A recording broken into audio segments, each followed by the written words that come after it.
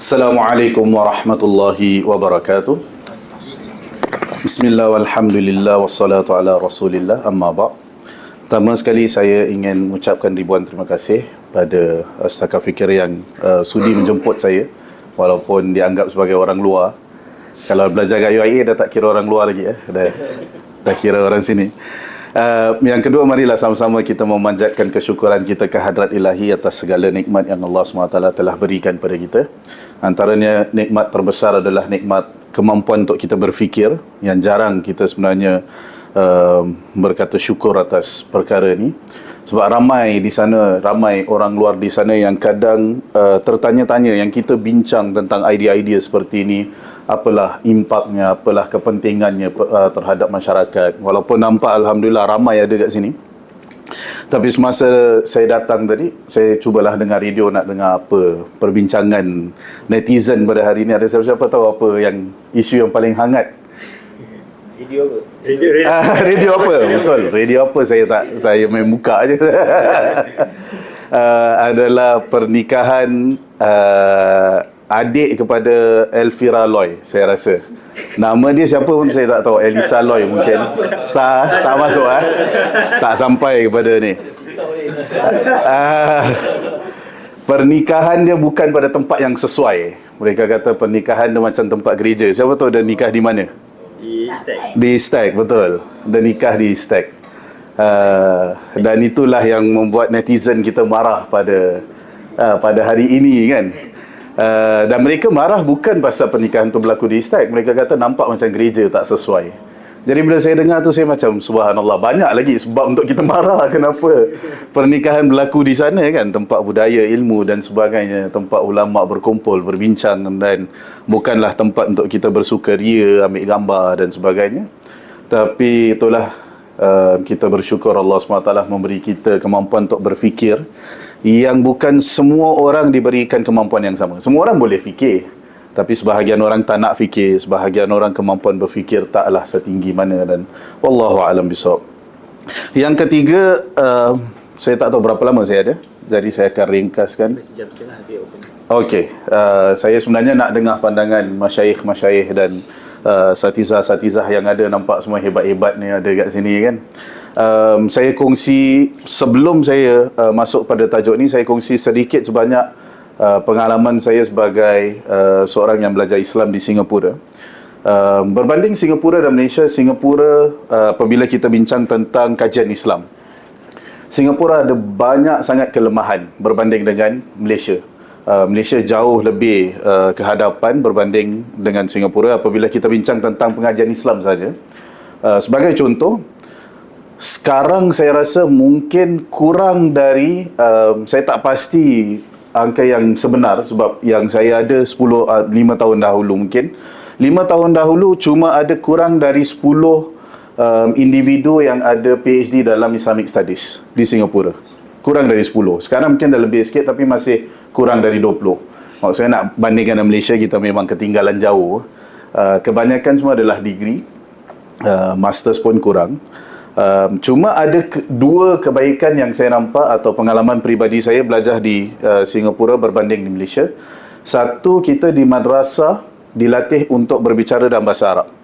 Jadi semua subjek kita akan belajar dalam bahasa Arab, kecuali subjek yang bukan bahasa Arab lah, sebagai contoh maths, English dan sebagainya. Tapi kita belajar fiqh dalam bahasa Arab, kita belajar tauhid dalam bahasa Arab, kita belajar mantik dalam bahasa Arab, kita belajar tajwid dalam bahasa Arab dan sebagainya. Berbanding dengan beberapa madrasah atau secara umum lah madrasah di sini, hanya bahasa Arab, modul bahasa Arab saja, betul Ustaz? Yang diajar dalam bahasa Arab, yang lain semua diajar dalam bahasa Melayu. Jadi itu satu, dia memberi kita penguasaan bahasa Arab dari awal lagi. Dan yang kedua, berada dalam negara minoriti dan sekular, kita terpaksa untuk membaca dalam bahasa Inggeris. Jadi dari awal lagi saya memang dah expose kepada pemikiran-pemikiran barat yang berbahasa Inggeris. Dan mungkin juga situasi kita di Singapura yang Majlis Ugama memang dari dulu dah panggil pemikir-pemikir yang boleh berbahasa Inggeris berbanding dengan Malaysia. Malaysia dari dulu memang ramai panggil ulama-ulama dari Timur Tengah. Singapura memang dari dululah. Sebagai contoh, dulu lagi awal-awal tu mungkin Tariq Ramadan dan sebagainya. Masa saya bekerja di Majlis Agama Islam Singapura, mereka suka panggil Ibrahim Musa. Saya tak berapa minat lah atas beberapa pandangan-pandangan berbeza. Saya jemput Jonathan Brown, Hamzah Yusof, kita mula untuk panggil. Jadi memang masyarakat Singapura lebih expose kepada pengajian dan pembacaan yang ditulis dalam bahasa Inggeris. Jadi bila kita dapat gabungkan dua, penguasaan bahasa Arab dan juga ada bahasa Inggeris, itulah lama kelamaan terhasillah kajian ni. Dan saya bukanlah yang paling pakar ada di sini, ramai ulama-ulama yang lebih alim di sini. Cuma apabila saya mengambil tindakan untuk sambung PhD, saya berhasrat kalau satu hari saya akan publish artikel di jurnal, saya akan pastikan dua perkara. Satu adalah kerja yang saya buat adalah kerja saya. Walaupun perkara tu dengar macam, yalah, mestilah simple kan, nak awak publish, kerja awak. Tapi saya minta maaf dan benda ni recorded lagi ya. Saya minta maaf sekali lagi. Saya bukan dah. Tak ada masalah, tak ada masalah. Boleh. Saya memang mengambil tanggungjawab atas apa yang saya sampaikan. Saya minta maaf sekali lagi. Saya bukanlah akademik seperti profesor-profesor yang hebat. Tapi saya sering terkilan membaca artikel dalam Islamic Studies, artikel 7 muka surat, penulis 10 penulis. 10 penulis 7 muka surat. Maksudnya satu penulis tulis kurang dari 1 muka surat. Dah lah tu artikel bila format dia akan tambah muka surat. Macam contoh saya hantar ni, saya rasa ni lebih kurang 44 muka surat. Kalau saya punya version bukan 44 pun, saya rasa 20 lebih, agaknya 30 bila format dan sebagainya dia akan tambah. Ni publish artikel 10 muka surat, 7 orang menulis. Minta maaf, 7 muka surat, 10 orang menulis. Jadi bila saya baca macam ini, saya tengok kebanyakannya di bidang-bidang lain. Contoh bidang human sciences yang lain, jarang berlaku benda ni. Dia lebih ketara dalam Islamic studies. Saya boleh faham kalau kamu buat kajian lab. Kamu buat kajian lab, satu orang hanya jaga sulfur, satu orang hanya buat kerja. Jadi bila campuran tu, conclusion dia adalah bersama. Tapi ini adalah lebih kurang kajian maktabi, theoretical, kan. Tak perlulah sampai itu. Jadi bila saya buat, saya kata, kalau saya nak buat kerja, saya nak buat kerja saya lah. Saya minta maaf kalau ada siapa yang terasa kan. Tapi saya rasa dia adalah satu tanggungjawab apabila kita berada di depan Allah. Sebahagian orang, contoh, ada artikel tulis, publish kajian tentang Badi'u Zaman Syed Nursi. Tanya dia, pernah baca buku Syed Nursi? Tak pernah baca. Tapi yang kamu tulis artikel tu, mana datang kajian tentang Syed Nursi, kamu tak pernah baca pun buku dia. Jadi saya baca astagfirullah, Allah alam. Yang kedua, saya memang nak buat kajian tentang pemikiran-pemikiran yang menggugat keselamatan, atau dia bukanlah lebih kepada akidah tapi worldview, pandangan dunia umat Islam tradisional atau konservatif. Kenapa bagi saya mereka menggugat, dan ini adalah perbincangannya, jadi saya akan nyatakan pandangan peribadi saya secara direct. Bagi saya, feminisme atau feminisme Islam sebagai satu ideologi adalah bahaya. Adalah bahaya. Kalau saya, memang saya ada anak perempuan lah. Bila anak perempuan saya masih kecil lagi, bila dia besar, kalau dia kata dia ikut feminisme, Islamic feminism, bagi saya seumpama dia dah keluar dari Ahli Sunnah wal Jamaah. Dan saya akan cakap seperti itu. Dan saya cakap ni atas dasar kajian saya lah. Ramai yang akan marah, ramai yang tak setuju. Untuk saya, kita kena bezakan mempertahankan women's right, defending women's right atau upholding women's right, dengan feminism sebagai ideologi. Bila kita tambah ism, maksudnya dia adalah ideologi. Dia adalah cara kita berfikir. Maksudnya ada principles dia, ada metodologi dia, ada manhaj dia. Dia bukan sekadar untuk mempertahankan hak-hak wanita.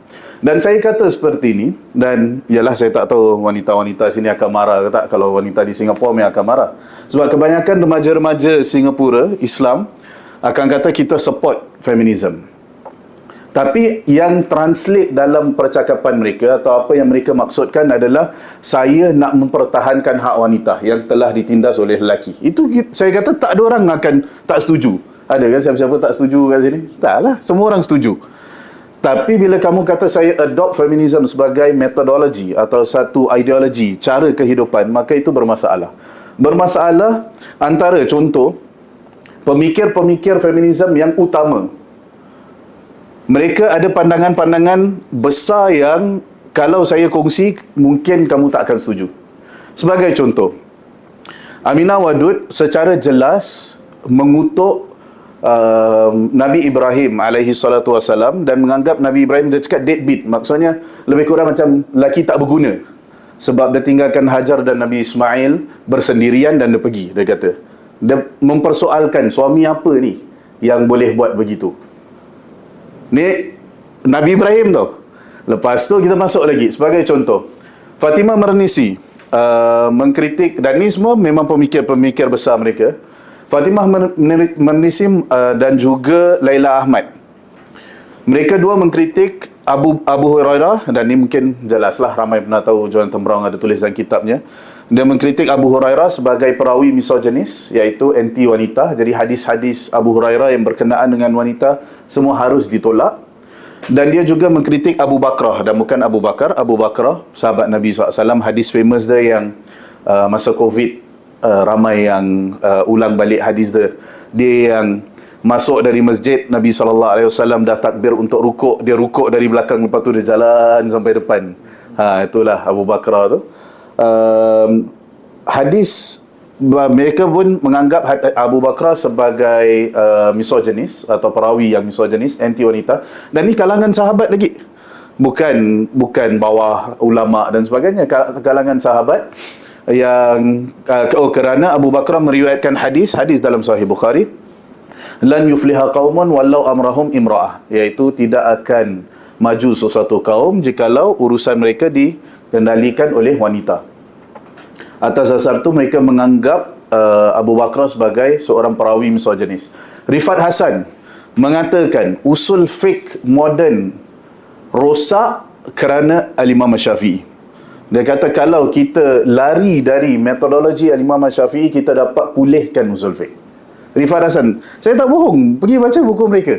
Jadi saya tanya, korang betul nak jadi feminism? Dah baca belum pemikir-pemikir feminism cakap apa tentang ulama'-ulama' kita? Dah baca belum apa yang diorang kata tentang pemikiran kita? Jadi dari situ, itu memang seperti mana Ustaz Amirul Ashraf katalah, saya memang dari awal tu memang minat baca buku-buku mereka, sebab saya nak tahu pemikiran mereka. Awal tu ialah baca buku Aminah Wadud, dan mungkin pada zaman-zaman sekolah saya baca buku Aminah Wadud, mungkin foundation saya pun belum kuat. Saya kata sebenarnya mungkin ada juga hujah. Asalnya kita semua kenal Aminah Wadud sebab dia jadi imam pertama atau imam solat Jumaat pertama, imam wanita solat Jumaat pertama dalam mixed congregation. Maksudnya lelaki diri sebelah wanita. Bukan sahaja imam wanita jemaah lelaki atau jemaah lelaki perempuan kat belakang. Tak, ni sebelah-sebelah. Jadi dia memang hold record yang paling tinggi lah dalam bab tu. Boleh masuk Guinness Book of Records.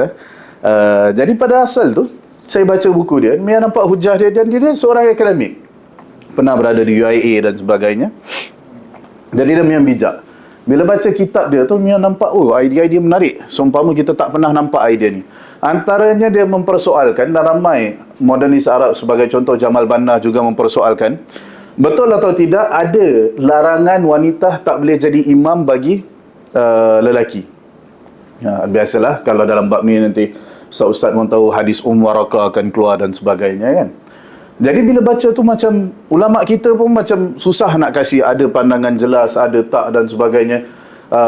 Dr. Yusuf Qardawi pada saat itu pun keluarkan fatwa, dia kata tak ada nas yang sahih, tapi dia atas amalan ijma', semua ulama sepakat dan sebagainya gitu. Jadi pada awal-awal tu saya pun macam dah goyang. Saya macam mungkin kita ni terlalu rigid kot. Sebab nampak macam tak ada teks yang sahih Nabi kata wanita jangan. Lepas tu ada teks yang Nabi mengizinkan sebahagian sahabat dah, walaupun dalam kerangka household atau rumah untuk ada. Jadi dah mula, syak tu dah mula. Sehinggalah saya pergi ke UIA dan Jordan dan seterusnya di Ibn Khaldun, dan mula untuk mendalami kitab-kitab lain, pemikir-pemikir feminisme yang lain.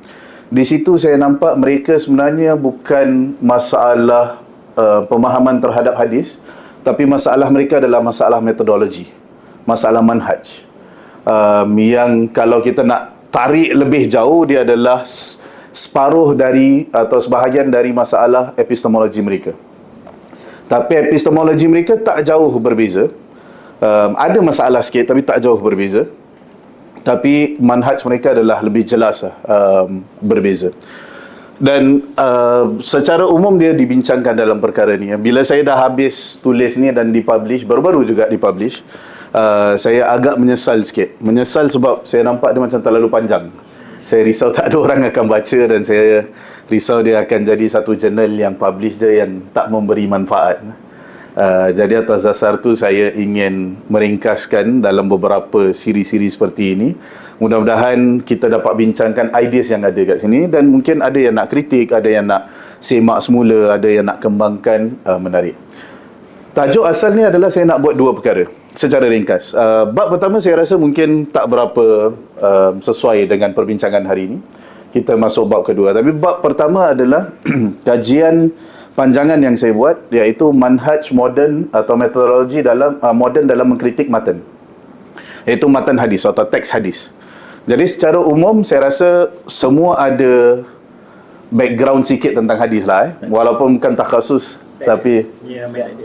okey. Tapi saya rasa insya-Allah semua tahu, tapi saya ringkaskan. Okay, hadis secara anatomi ada dua, ada sanad dengan ada teks. Kan sanad tu kita panggil isnad, teks tu kita panggil matan. Ya, dan saya akan gunakan perkataan matan tu lebih lah, bukan matan lem tu matan teks hadis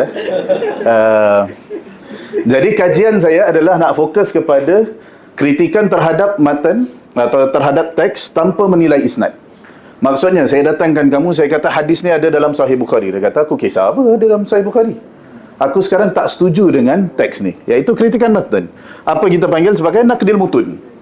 Ada banyak kitab tentang maqais naqdil mutun ke ma'air naqdil matan indal muhaddithin dan sebagainya. Ada banyak kitab, dan tu antara kajian saya dalam tesis saya.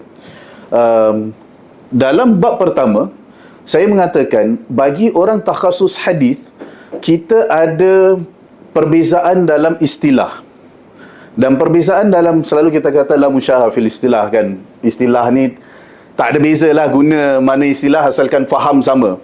Tapi sebenarnya tak ramai pemikir, sebagai contoh Prof. Nakib Alatas dengan benarnya mengatakan penggunaan istilah yang salah akan membawa kepada kefahaman yang salah. Dan itu betul.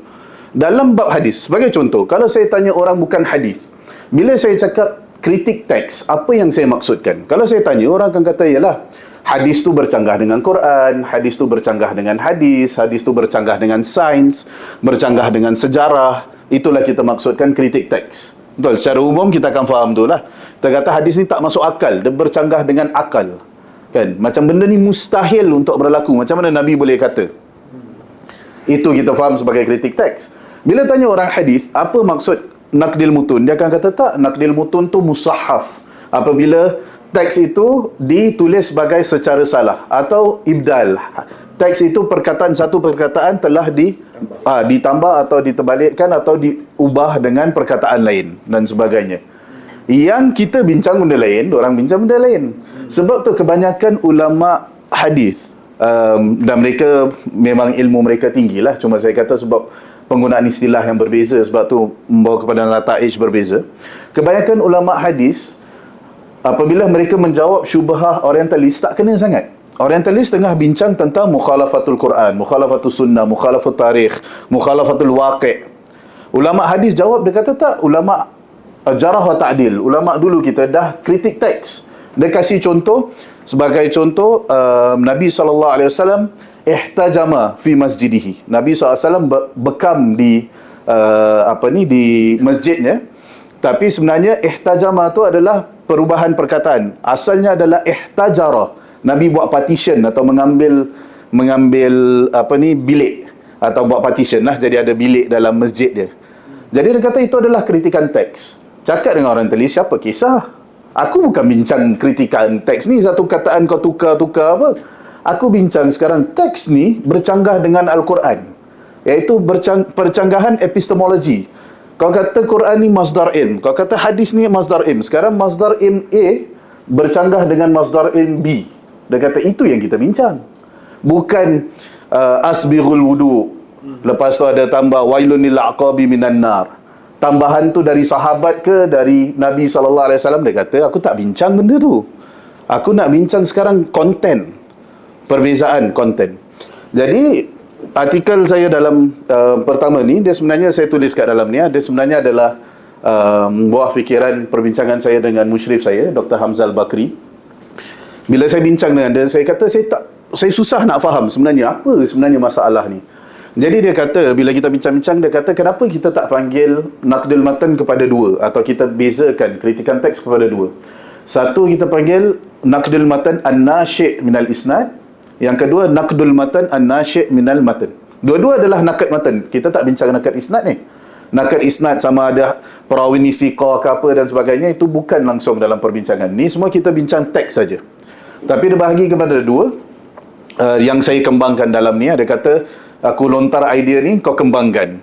Nah, jadi saya kembangkan, tapi saya tulis saya kata sejauh saya pembacaan saya tak nampak ada orang lain yang bincang lah benda ni, memang dia. Jadi kat situ jelas. Jadi bila kita bahagikan, jadi artikel bahagian pertama saya cuba untuk bezakan skema, atau saya panggil skim tu lah, bezakan naqdul matan an-nashi' anil isnad. Naqdul matan an-nashi' anil isnad maksudnya kita kritik teks, kita kritik matan, konten tu, tapi kritikan itu adalah hasil dari perbandingan isnad. Sanad mana yang lebih kuat, perawi mana lebih hafal. Sebagai contoh yang tadi, ihtajara dengan ihtajama, sama ada Nabi bekam ke atau Nabi buat partition ke, macam mana kita nak selesaikan tu. Kita bukan tengok hadis mana lebih kuat dari sudut epistemologi, tapi kita tengok hadis itu, mana satu hadis yang lebih kuat dari sudut sanad. Bukan kekuatan epistemologinya, maksudnya Quran lebih kuat ke, hadis lebih kuat ke, tarikh lebih sabit ke, tak. Kita tengok kepada sanad. Jadi kalau kita bahagikan pada dua, jadi perbincangan yang pertama tu semua kita masukkan naqdul matan an-nashi' anil isnad. Jadi saya translate sebagai isnad base matan criticism. Dia agak keliru sikit. Dah matan criticism tapi ada isnad lagi kan. Isnad base matan criticism. Yang kedua, kalau nak terjemah literal dia matan base matan criticism. Lagi pelik kan. Jadi saya tengok, saya tukarlah text base matan criticism. Sama aja maksud dia, tapi nampak macam jelas sikit. Iaitu naqdul matan an-nashi' anil matan. Kita kritik teks dan dia tak ada kena-mengena langsung dengan sanad. Dia memang purely teks. Memang purely teks. Perbincangan dia, ulama hadis buat atau tidak perkara ni. Secara umum, hasil kajian saya yang tak seberapa ni, saya dapati kebanyakan ulama hadis tak buat, atau ulama hadis pada awal-awal. Ulama hadis mungkin selepas kurun keempat, atau lebih tepat kurun kelima seterusnya ada. Dan jangkaan kita adalah sebab dah ada percampuran antara hadis dan usul fiqh. Kalau kita lihat sudut naqd matan an-nashi' anil matan, antara usuliin memang sangat jelas. Terutama sekali usuli mazhab Hanafi dan mazhab Maliki. Dan ni apa yang dibincangkan oleh Dr. Mu'taz Al-Khatib dalam kitab dia Raddul Matan, Raddul Hadith min Jihatil Matan. Kalau ada siapa yang minat nak bincang, saya ada bincang pandangan dia. Saya tak setuju dengan dia sebab dia kata naqdul matan, atau naqdul matan yang kita bincang lah, yang text base tu, dia kata semuanya usuliun yang buat, muhaddis tak buat langsung. Dan saya rasa itu adalah satu dakwaan yang melampau. Jadi rumusan yang saya buat lebih dekat dengan pandangan beberapa ulama, sebagai contoh Syekh Khalid Riz, Jonathan Brown pun pernah ada tulis, dia ada 2 artikel pasal ni. Satu artikel yang The Rules of Matan Criticism, There Are No Rules. Kalau tak silap saya, itu artikel dia bincang lebih lewat, dia bincang Az-Zahabi dengan Mullah Ali Qari. Jadi ni sangat lewat lah, kita nak bincang yang first 300. Yang first 300 tu saya tak ingat apa tajuk dia, artikel dia, tapi ada kat sini, boleh baca.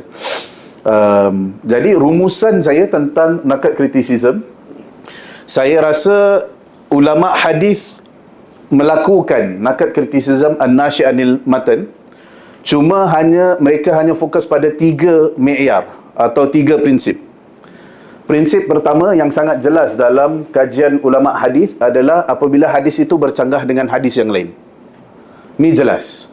Mereka mungkin akan tolak satu hadis apabila hadis tu bercanggah dengan satu hadis yang lain, atau bercanggah dengan apa yang lebih kuat bagi mereka. Dan ni saya bincang ulama 300 hijrah ke atas maksudnya ulama salaf dalam perbincangan hadis. Sebagai contoh, ada hadis kita pernah dengar Nabi SAW mengatakan barang siapa, dan Al-Imam Ibn Hajar masukkan hadis ni dalam kitab hadis-hadis yang membatalkan atau menghapuskan dosa, mukaffarah lidhunub.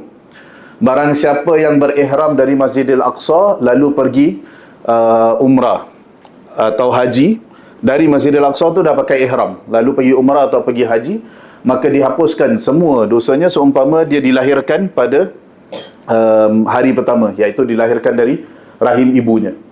Al-Imam Al-Bukhari memberi isyarat seumpama hadis tu tak sahih. Sebab dia kata tak ada konsep ihram kecuali dekat miqat, iaitu seumpama ia bercanggah dengan sunnah atau hadis yang lebih kuat, atau sunnah lah, amalan yang lebih kuat. Dia memberi isyarat, walaupun dia tak cakap secara direct, dia memberi isyarat. Antara kajian lain yang saya buat adalah hadis turba. Hadis turba ni Nabi SAW mengatakan Allah SWT mencipta turbah pada hari Sabtu, selepas itu hari Ahad apa diciptakan, hari Isnin apa diciptakan, satu-satu hari disebutkan. Hadis dalam Sahih Muslim, antara hadis yang sangat kontroversial, ramai ulama mempertikaikan hadis ni dari sudut sanad dan dari sudut teks. Sehingga kan ulama moden yang famous di Malaysia, doktor yang mengajar di USIM sekarang, Doktor Said Abdul Majid Ghauri, apa nama dia? Al-Ghuri tu. Sehingga kan dia dalam kitab dia pun kata hadzal hadis yukhaliful Quran, dia kata. Hadis ini bercanggah dengan Quran. Hadis dalam Sahih Muslim. Al-Imam Bukhari seumpama mengatakan hadis ni dari Ka'ab al-Ahbar. Dia macam nak cakap hadis ni dari Israiliyat. Dia macam nak kata hadis ni bukan dari hadis yang sahih, tanpa membincangkan sanad. Sekarang kita bincang adalah hanya teks je. Kita tak bincang, oh perawi ni lemah, perawi ni tu. Kita kata teks itu bermasalah sehingga kan mendatangkan keraguan untuk kita mengatakan ini hadis Nabi SAW untuk kita gunakan. Jadi hadis dengan hadis jelas. Ulama hadis memang buat hadis dengan hadis. Hadis dengan tarikh pun jelas. Mereka kata hadis ni bercanggah dengan tarikh yang sabit, iaitu sejarah yang jelas berlaku. Dan kita dari sudut epistemologi kan, dan secara umum lah, terutama sekali orang-orang yang belajar syariah, bila kita kata hadis bercanggah dengan sains atau hadis bercanggah dengan sejarah, kita akan kata mestilah kita kedepankan hadis kan, sebab dari sudut epistemologi hadis adalah lebih tinggi, lebih kuat. Sebenarnya, dan lebih ramailah pakar-pakar epistemologi kat sini kan, tapi dari pandangan hadis benda tu tidak semestinya betul. Sebab bagi kita, dari sudut hadis pun, hadis tu bukan monolitik, dia bukan satu je. Dia bukan hadis tu hadis. Hadis apa yang kamu bincangkan? Adakah hadis tu mutawatir ke? Hadis tu ahad? Ahad tu dia dekat taraf mana? Dia dekat masyhur ke? Dia dekat aziz ke? Dia dekat gharib ke? Hadis apa yang kamu bincangkan? Sebab kita pun ada darajatul yakin dengan zon. Hadis tu bukan hadis saja, kan? Kalau kamu kata hadis mutawatir bercanggah dengan tarikh yang sabit, kamu nak kedepankan hadis, kita kata okey, kita setuju. Tapi ulama hadis menunjukkan dari amalan mereka sendiri, hadis itu kalau bercanggah dengan waqi' atau sejarah atau realiti, mungkin hadis itu tidak akan digunakan, sebab hadis tu tak sampailah darajatul yakin yang tinggi, dia masih dekat darajatul zon yang bawah. Ada misal dia contoh hadis Nabi SAW dikatakan menyebut bahawasanya orang-orang alim tidak akan lupa. Orang-orang alim tidak akan senile, tak akan masuk dalam satu zaman di mana mereka akan lupa, iaitu hilang ingatan dan sebagainya. Ini sebenarnya ada dalam kitab Jarh wa Ta'dil, iaitu kitab hadis yang lama, yang di mana Ibn Abi Hatim nanyakan kepada ayahnya Abu Hatim. Dia tanya ayahnya tentang hadis ni, dan ayah dia tak jawab, dia sebut nama ulama-ulama. Dia tanya, ma ra'yuka, atau apa pandangan kau tentang hadis ni, dia sebut nama ulama-ulama.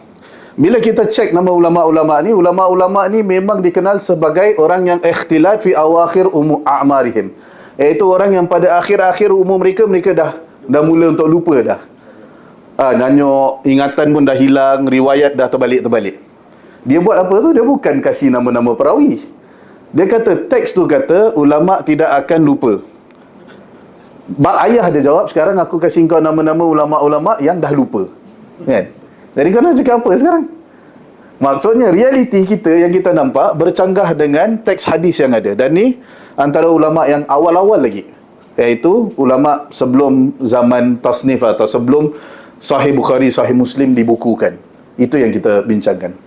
Yang ketiga, apabila kata-kata itu la yushbih kalam Rasul, iaitu kata-kata itu tak menyerupai percakapan Nabi SAW. Bila kita dengar macam memang teruk percakapan tu, memang yakin itu bukanlah percakapan Nabi SAW. Dan ni banyak dalam kitab maudu'at, kitab-kitab genre maudu'at lah, atau kitab-kitab yang mengumpulkan hadis-hadis palsu. Ulama banyak gunakan. Selain dari 3 prinsip ni, saya nampak wallahu alam ulama hadis tidak menggunakan prinsip-prinsip yang lain, atau sangat kurang menggunakan prinsip-prinsip ini berbanding dengan ulama-ulama lain, atau secara khusus berbanding dengan ulama usul fiqh. Antaranya apa? Prinsip mukhalafatul Quran, bercanggah dengan Quran. Hampir tidak ada, yang mengikut kajian saya, kalau saya tak silap ada 6 atau 7 je hadis yang ulama hadis awal tu, kan, al-muhaddithun al-awwalun mengatakan hadzal hadis yukhaliful Quran. Lain semua tak ada. Bayangkan hadis kita bukan puluhan ribu, hadis kita ratusan ribu, kita tak boleh dapat 10 pun contoh untuk mereka mengatakan ini bercanggah dengan Quran. Antaranya hadis Nabi SAW kan yatawadda bin nabidh, iaitu Nabi SAW berwuduk dengan nabidh.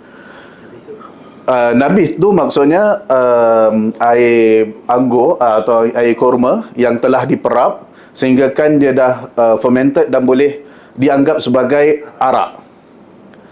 Jadi boleh tak sekarang kita berwuduk dengan nabidh tu, dengan buah yang telah diperap lama dan dah jadi arak, kan? Atau dah ada unsur boleh dimabukkan? Sebab arak ni mungkin istilah yang lebih moden lah, kan, kita maksudkan apa tu arak atau tidak. Sebab hadis tu penting. Kalau kita kata boleh wuduk, maksudnya itu bukan tahir je, dia mutahhir, dia boleh menyucikan lagi. Kita tak boleh wuduk dengan bandung pun, walaupun boleh minum bandung. Sekarang boleh wuduk dengan nabidh. Kan, hadis tu penting tu sekarang ni. Boleh atau tak boleh? Hadis tu, ulama hadis sebagai contoh Ibn Adi dan sebagainya mengatakan hadzal hadis yukhaliful Quran. Tu jelas mereka kata. Tapi kebanyakan ulama hadis masih lagi cuba untuk cari masalah dalam sanad. Mereka akan cuba untuk cari dalam sanad. Jadi nampak jelas nakad ulama hadis bergantung pada sanad berbanding dengan kepada matan. Tapi usuliyun nampak jelas nakad mereka adalah berbanding pada matan dan bukan pada sanad. Jelas, memang nampak jelas. Cuma saya tak menafikan, macam Mu'taz Khatib kata muhadithun langsung tak ada nakad matan. Saya kata itu melampau lah. Sebab percanggahan hadis dan hadis tu jelas. Ramai Imam Bukhari, Imam Muslim dan sebagainya. Percanggahan hadis dengan percakapan yang tidak sama dengan percakapan Nabi SAW.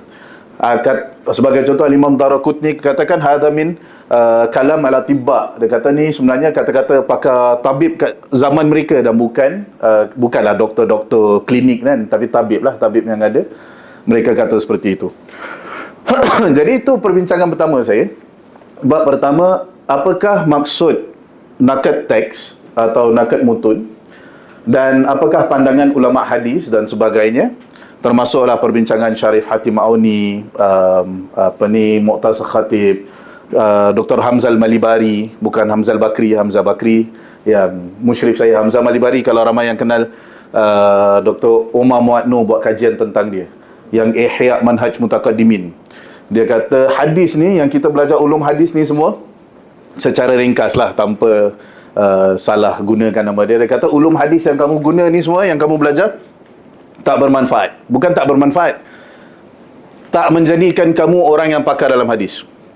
Dia kata nak belajar hadis kena kembali kepada 0 sampai 300. Itu je. Jadi kitab Muqaddimah Ibn Salah, baca nukat Imam Ibn Hajar, basically semua buku ulum hadis yang kita baca lah, dia kata tu semua tak ada manfaat yang besar lah.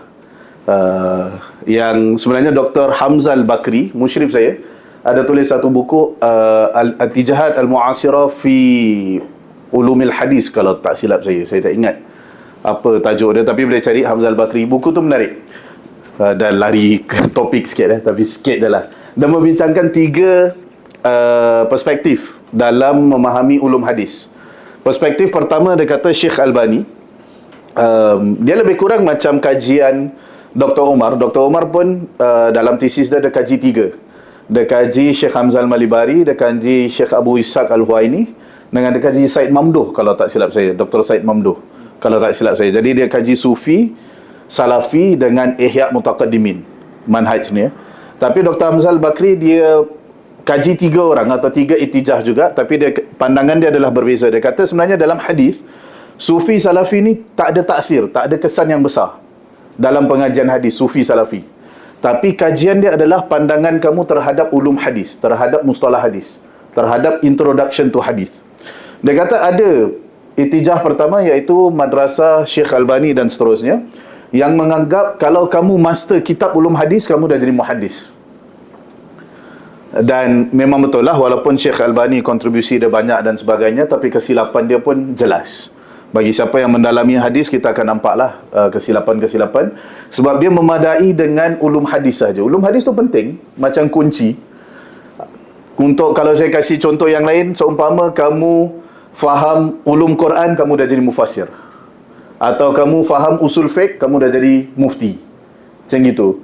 Tapi sebahagian orang menyangkakan kamu dah faham ulum hadis, dah khatam dah hafal dah hadam betul-betul, kamu dah boleh buat tasih tarif.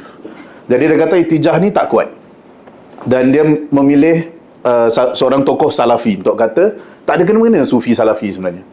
Tokoh yang kedua dia pilih Hamzal Malibari yang dia menggunakan manhaj Ihya Mutaqaddimin. Dia kata ulum hadis ni kita letak tepi, kita semua kembali kepada yang asal, iaitu sebelum terbukunya ulum hadis. Sebab ulum hadis ni adalah ilmu yang lewat, atau pembukuan ulum hadis adalah yang lewat. Berbanding dengan contoh usul fiqh. Usul fiqh Al-Imam Syafi'i awal lagi kan, walaupun dah ada fiqh sebelum Al-Imam Syafi'i, atau dah ada usul fiqh pun sebelum Imam Syafi'i, tapi ulum hadis sangat lewat. Penghayatan dan pengamalan ulum hadis adalah pada awal tu, sehinggakan tasnif lah sampai ulama-ulama hadis dah membukukan kitab hadis. Selepas itu baru datang ulum hadis.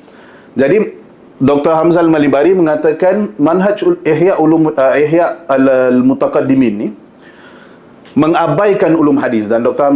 Hamzal Bakri pun kata ini adalah manhaj yang tak bagus. Sebab kebanyakan ulama-ulama hadis yang besar, sebagai contoh Al-Imam Ibn Salah, Al-Imam An-Nawawi itu sendiri, Al-Imam Ibn Hajar, Al-Imam As-Suyuti, semua lewat.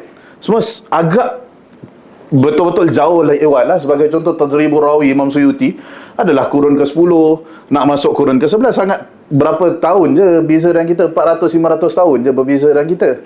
Jadi kalau kita nak abaikan ni semua kan, jadi menunjukkan bermasalah jugalah kita nak buang tradisi ulama hadis yang memang dikenali kehebatan mereka. Jadi dia kata ada itijah ketiga, dan dia campurkan, dia kaji 2 tokoh. Satu tokoh sufi, satu tokoh salafi yang hidup pada satu zaman, yang melihat ulum hadis sebagai permulaan, entry level. Tapi kalau nak betul mendalam, kena masuk ilmu ilal, ilmu jarah ta'dil dan sebagainya. Dan 2 ini adalah Syekh Zahid Al-Kautsari, iaitu muhaddis Turki, dan Syekh Muallimi Al-Yamani, muhaddis Yamani Salafi. Dan menarik, ada interaksi antara mereka sebenarnya. Selalu orang tonjolkan adalah pergaduhan antara mereka, rod antara mereka, Syekh Zahid Kautsari iaitu ulama sufi besar, dan Syekh Muallimi Al-Yamani, ulama salafi besar. Tapi sebenarnya ada interaksi antara mereka. Antaranya Syekh Zahid Kautsari pernah jumpa makhtutat, manuskrip kitab, dan dia tak mampu nak tahqiq, dia hantar kepada Syekh Muallimi Al-Yamani. Dia kata engkaulah tahqiq, dan telah ditahqiqkan oleh Syekh Muallimi Al-Yamani. Menarik. Jadi sebenarnya dalam pergaduhan sufi salafi kita, tidak menafikan kita boleh ada ukhuwah, sehingga kan kalau saya jumpa manuskrip, saya tak mampu, saya boleh kasih. Mana ada kita nak buat gitu kan, kita buat apa aku nak kasih dia ni, akan rosakkan dah, salafi tak betul ni kan. Tapi ulama kita lebih berhikmah, lebih luas pemandangan mereka berbanding dengan yang kita ada. Jadi selepas itu kita masuk kepada feminism, iaitu saya nak tengok kajian yang saya kata tentang nakad mata ni memberi kesan kepada feminism tak? Bila feminism, dan feminism mereka adalah kritik text based matan criticism. Mereka tak kisah pun sanad. Mereka tak kisah pun hadis tu dalam Bukhari ke tak. Jadi saya lay out foundation yang text based tadi itu. Saya kata ulama hadis dah buat, walaupun tak seluas ulama usul. Saya nak tengok ulama feminis, bukan ulama feminis, saya minta maaf, pemikir feminis. Dan saya cuba sejauh upaya untuk elak menggunakan perkataan feminist scholars. Kalau tengok penulis English, dia orang akan gunakan feminist scholars. Saya cuba sedaya upaya, kalau ada terlepas saya minta maaf lah, tu kesilapan saya sendiri, tapi saya tukar kepada feminist academics. Sebab scholars ni perkataan dia bila kita translate sebagai alim, dan dia dia sangat berbeza, dia memberi konotasi yang sangat berbeza. Jadi saya tukar akademik. Akademik maksudnya ialah kamu akademik, kamu pensyarah, pengkaji dan sebagainya. Kamu boleh jadi akademik tapi tak semestinya kamu alim. Saya nak tengok ada tak impak dia terhadap pemikir feminis. Pertama sekali, tak ada. Kita ni semua tentang origin feminis ni, introduction ni korang boleh tengok lah, insyaAllah boleh baca sendiri. Okay, kita masuk ni. Ada beberapa pemikir feminis yang sangat jelas amalan mereka atau kritikan mereka terhadap hadis. Pemikir feminis terlalu ramai. Malaysia pun ada Sisters in Islam dan sebagainya, terlalu ramai. Tak ada orang wakil Sisters in Islam hari ni. Kalau ada, kita boleh bincang juga. Tahu, maksudnya sekurang-kurangnya kita ada perbincangan. Nanti orang fikir kita one-sided dan sebagainya. Dan bila saya buat ni pun ramai yang tanya, awak ada baca tak penulis mereka, atau awak ambil dari secondary sources, atau awak ambil dari orang yang wrote mereka? Saya kata, cubalah baca artikel saya dulu. Awak ada baca artikel saya ke tak? Saya memang ambil langsung dari buku-buku mereka. Sebab kita kena adil lah. Kita nak wrote mereka, atau kita nak, bukanlah wrote pun, nak bincang pemikiran mereka, kita kena baca dari pandangan mereka dan bukan dari pandangan orang lain terhadap mereka. Jadi saya memang pergi rujuk kitab-kitab mereka asal, yang saya tak pasti sebahagian dari mereka pun mungkin tak kenal pemikir-pemikir ni. Yang notable memanglah Fatimah Mernissi, saya rasa semua kenal. Rifat Hasan pun saya rasa semua kenal. Nikmat Hafiz Barazanji, dia ada satu buku yang secara jelas ingin menilai semula pandangan kita terhadap hadis. Dan manhaj yang dia nak keluarkan, dia kata hanya hadis yang boleh diterima oleh Quran atau metodologi Quran sahaja boleh dipakai. Hadis lain semua kita akan buang. Satu buku memang khusus berkenaan hadis. Saya tak ingat nama kitab dia apa sekarang. Saya kitab diorang ni, title dia saya tak ingat sangat, tapi saya dah baca penuh lah, insyaAllah. Kita harap mungkin boleh, tapi adalah ada kat sana. Apa title, saya tak ingat, Allah alam, nanti kita tengok. Asma Barlas pun antara yang famous. Aminah Wadud memanglah, ni adalah urutan ikut tarikh lahir. Hidayat Syekh Kadli Tuksal, dia menarik. Dia di Istanbul, dia feminis Istanbul yang memperjuangkan, dan dia mungkin agak berbeza dengan lain. Dia feminis Istanbul yang memperjuangkan hak pemakaian tudung di Istanbul. Tapi feminis. Untuk saya, itu adalah feminis yang lebih betul. Kamu nak jadi feminis, kamu kena mempertahankan semua hak wanita yang wanita nak, bukan hak wanita yang kamu nak. Feminis lain, mereka kata seorang wanita dipaksa pakai tudung. Jadi sebab tu kita mempertahankan hak untuk buka tudung. Saya kata, kamu datang, saya bawa kamu jumpa muslimah-muslimah ni, tanya, kamu dipaksa pakai tudung. Malah bagi wanita yang pakai tudung atau yang memang pakai hijab ni, kan, bagi mereka kalau diwajibkan buka, rasa macam dibuka segala pakaiannya. Jadi kalau kamu feminis betul, mempertahankan hak mereka. Hidayat Syekh Kadli Tuksal ni dia buat tu. Dan Turki ni mungkin ramai yang tahu, sehingga kan 2008 2009 nak masuk ofis-ofis kerajaan tak boleh pakai tudung. Kat luar tu kena buka. Bukan nak kerja kerajaan. Contoh, kamu nak bayar cukai je. Nak pergi bayar cukai, nak masuk ofis kerajaan, kena buka. Dah lewat tu 2008-2009. Apatah lagi nak masuk universiti. Sebab tu dah nampak ada satu shift, intellectual shift di antara konservatism dengan sekularism di Turki. Sebab pada awal ni, yang mereka yang konservatif semua, wanita-wanita tak nak masuk universiti sebab tak boleh pakai tudung. Sekarang dah berbeza. Sebagai contoh, isteri saya mengandung dan lahirkan anak di Istanbul. Dan kita nak cari, ialah kita ni bukanlah fasih sangat bahasa Turki, tahulah sikit-sikit kan. Tapi bila dah dengan stres nak lahirkan, dengan saya pun nanti terlari-lari, kita nak carilah gynae yang boleh cakap English. Cari di hospital private, tak jumpa yang sesuai untuk kita lah. Dan isteri saya pula masa tu mengandung kembar, jadi kita pun nak yang tahu tentang kembar dan sebagainya. Kita cari-cari tak jumpa yang sesuai, tapi yang kita jumpa semua nampak macam sekular lebih sikit. Maksudnya tak pakai tudung tu biasalah, hampir semua doktor yang kita jumpa tak pakai tudung tapi ada tattoo, nama Islam, tapi mungkin dekat office ada botol wine dan sebagainya. Kita macam separuh 50-50 lah, macam nak ambil ke tak ambil. Yalah, kita tak judge karakter dia insya-Allah seorang pakar. Tapi saya pun nak keyakinan diri saya lah kan. Saya kalau pergi klinik doktor saya ada tattoo, saya pun macam betul-betul tak betul dia doktor kan. Walaupun tu pemilihan peribadi dia lah. Tapi saya pun ada pemilihan peribadi yang saya nak pilih orang saya percaya. Jadi bila saya tanya kawan-kawan saya, saya tanya kenapa tak ada macam muslimah lah yang gynae yang kita perlukan. Dia kata, oh sebab kebanyakan muslimah yang pakai tudung ni, mereka masuk universiti lewat, iaitu mungkin lepas 2010-2011. Jadi kalau ada pun sekarang belum jadi pakar lagi. Jadi dia kata kalau kamu tengok mungkin lagi 10 tahun barulah mereka akan buka klinik-klinik. Sebab maksudnya yang muslim-muslimah yang pakai tudung ni semua sebelum ni tak ramai yang jadi doktor. Jadi sekarang kita dah, kalau pergi hospital kerajaan GP nampaklah ramai yang pakai tudung. Tapi hospital-hospital pakar masih kurang lagi. Jadi dah nampak shift kat situ. Antaranya Hidayat Syafqadi Tuksal dan Ulfa Yusof. Ulfa Yusof ni hampir hilang dalam penulisan English feminisme. Dia ialah profesor Tunisia, tulis banyak dalam Arab, dan dia banyak bawa pemikiran Freud, psikoanalitik dalam pemahaman hadis. Mungkin hampir belum ada orang yang buat perkara ni. Jadi menarik kalau boleh. Sigmund Freud. Maksudnya dia gunakan method Freud untuk memahami hadis. Untuk memahami dan kritik hadis. Okey, terus lagi Ulfa Yusof. Dia banyak tulis dalam Ulfa Yusof. Dia banyak tulis dalam bahasa Arab. Kalau tak silap 1 atau 2 kitab dah diterjemahkan dalam bahasa English. Boleh lihat.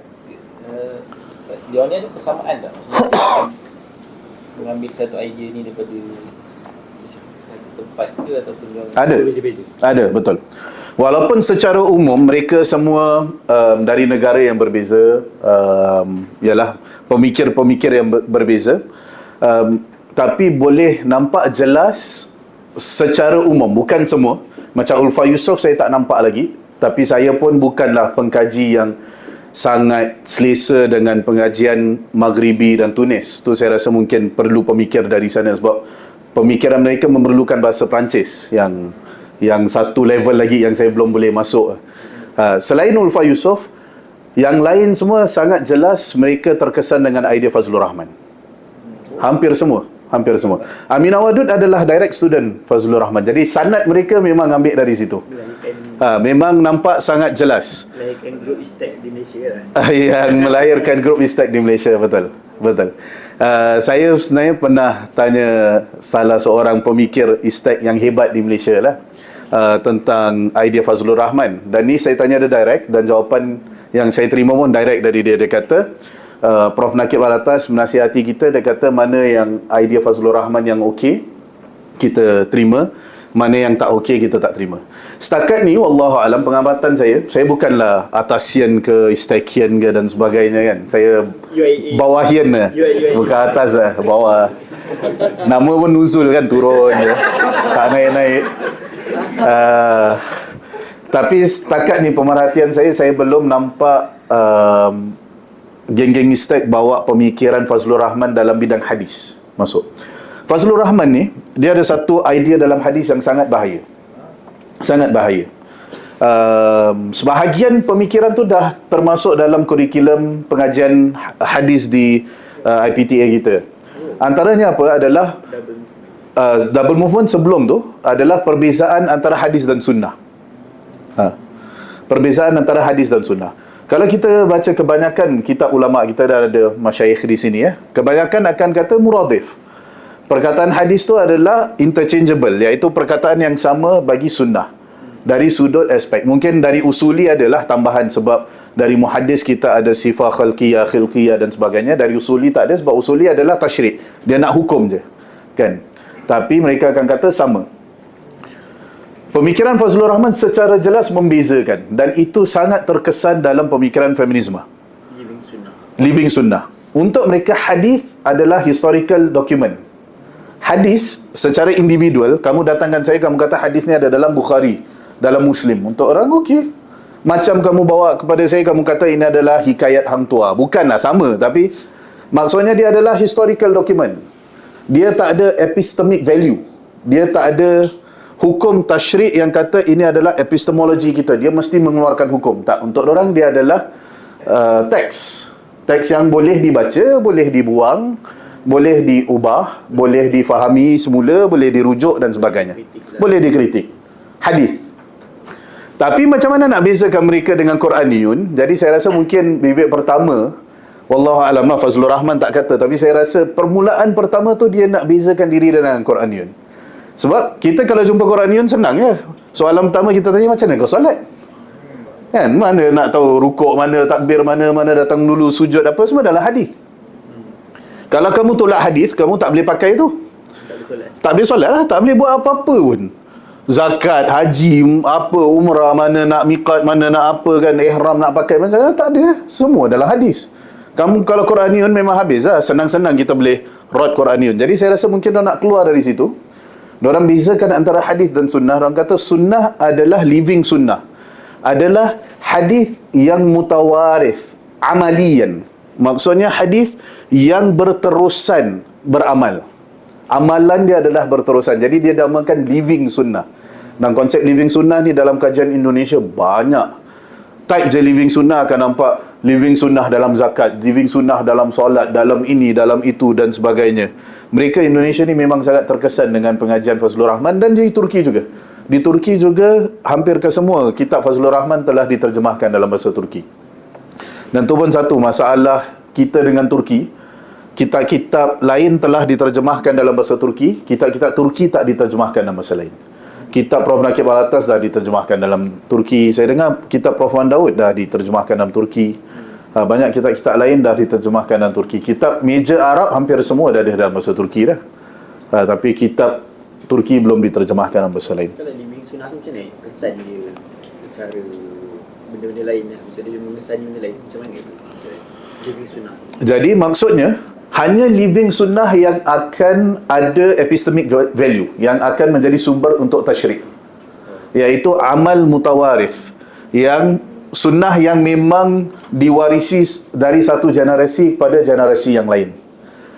Tapi hadis yang kamu dapat secara individu, maksudnya kamu buka Sahih Bukhari, kamu ambil satu hadis, kamu campak, dia kata tak, ini bukan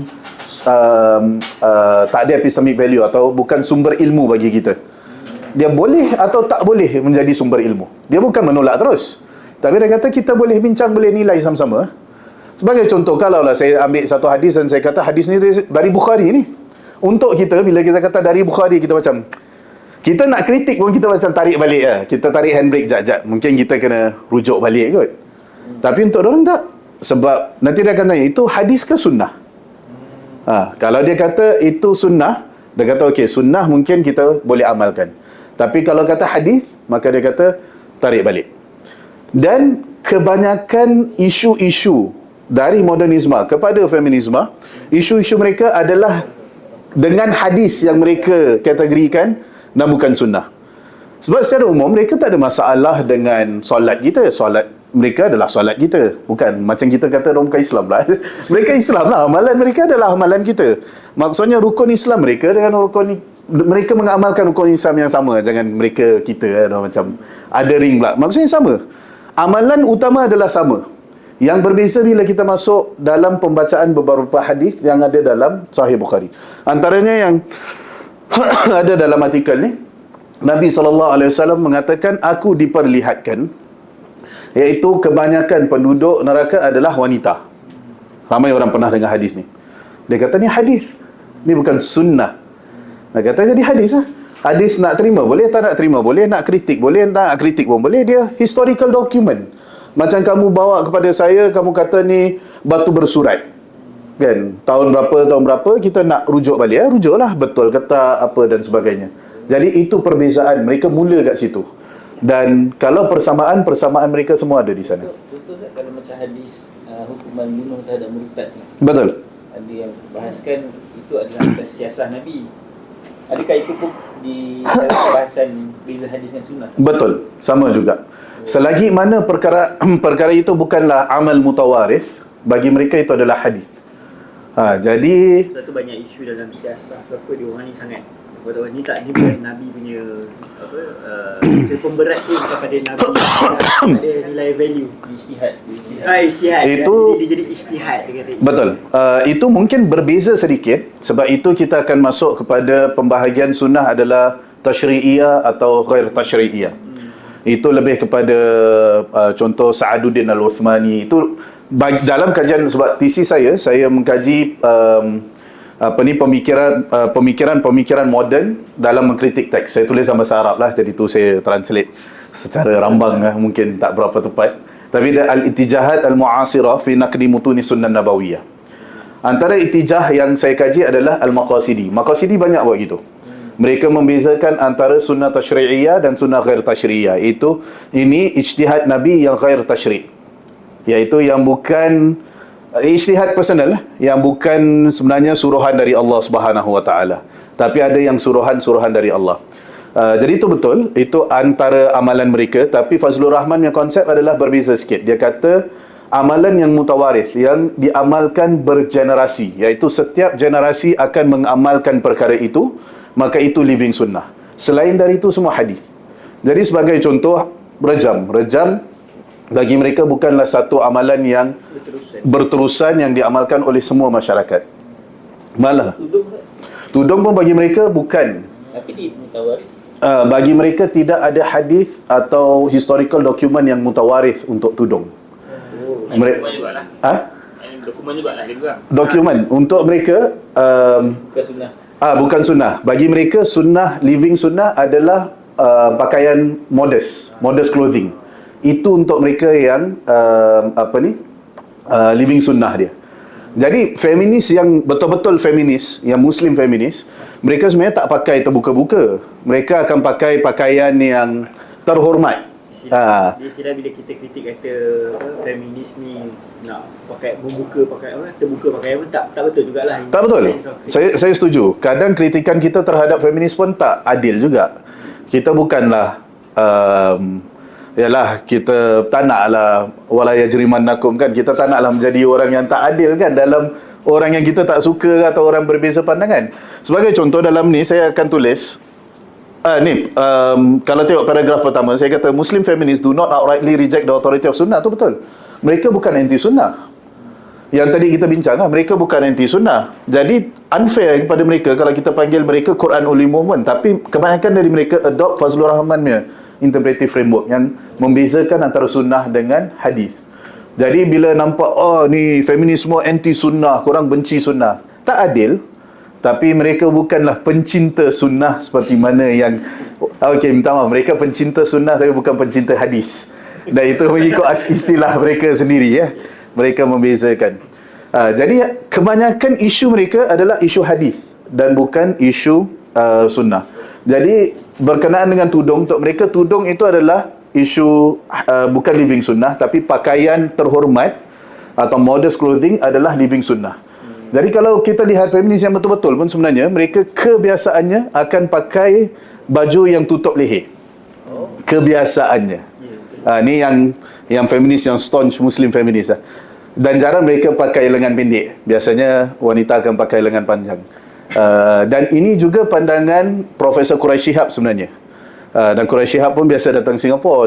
Dia cakap benda ni lah. Saya minta maaf digress sikit Tapi antara dalam salah satu perbincangan kita, ni khas untuk asatizah atau ustaz-ustaz dan ustazah-ustazah bersama Quraish Shihab. Dia kata tudung tu tak wajib, dia kata. Dan hujah dia dia bawa fallacy pun lah. Dia pemikir tafsir yang hebat, di antara yang terawal di Nusantara moden yang menulis tafsir penuh, Profesor Quraish Shihab. Nama tafsir dia Tafsir Al-Misbah. dan dia merupakan Menteri Agama Indonesia kalau tak silap saya yang lepas lah. Sangat famous Profesor Quraish Shihab ni. Najwa Shihab anak dia. Anak dia, saya tak berapa tahu anak dia. Kalau di Indonesia tu yang cerita pasal politik ni Tokoh. Ha. Dan ramai sebenarnya ulama-ulama Hadrami Nusantara. Hadrami. Saya tak datang. Tak, ramai sebenarnya ulama-ulama Hadrami Nusantara yang mengambil pandangan ni. Oh, Yang tudung tak wajib. patut lah. Okey. Yang saya rasa mungkin ada yang tahulah kita yang sebut tudung tu tak wajib. Contoh kalau Hadrami ni kat Malaysia, Beberapa pemain daripada Yaman. dari Yaman, ulama dari Yaman, Al-Junaid, Al-Attas dan sebagainya. Oh, betul lah. Mereka mengambil pandangan ni. Mereka kata tudung tu tak wajib. Modest clothing adalah, jadi mereka tak pakai tudung, tapi bukan maksudnya mereka pakai skirt pendek ke apa, waliyazubillah lah, tak. Maksudnya untuk mereka yang wajib tu adalah modest clothing. Keluarga Hadrami dia tutup rambut dia kadang-kadang. Betul, kadang orang pakai serkup dan sebagainya. Itu adalah pandangan yang sangat masyhur.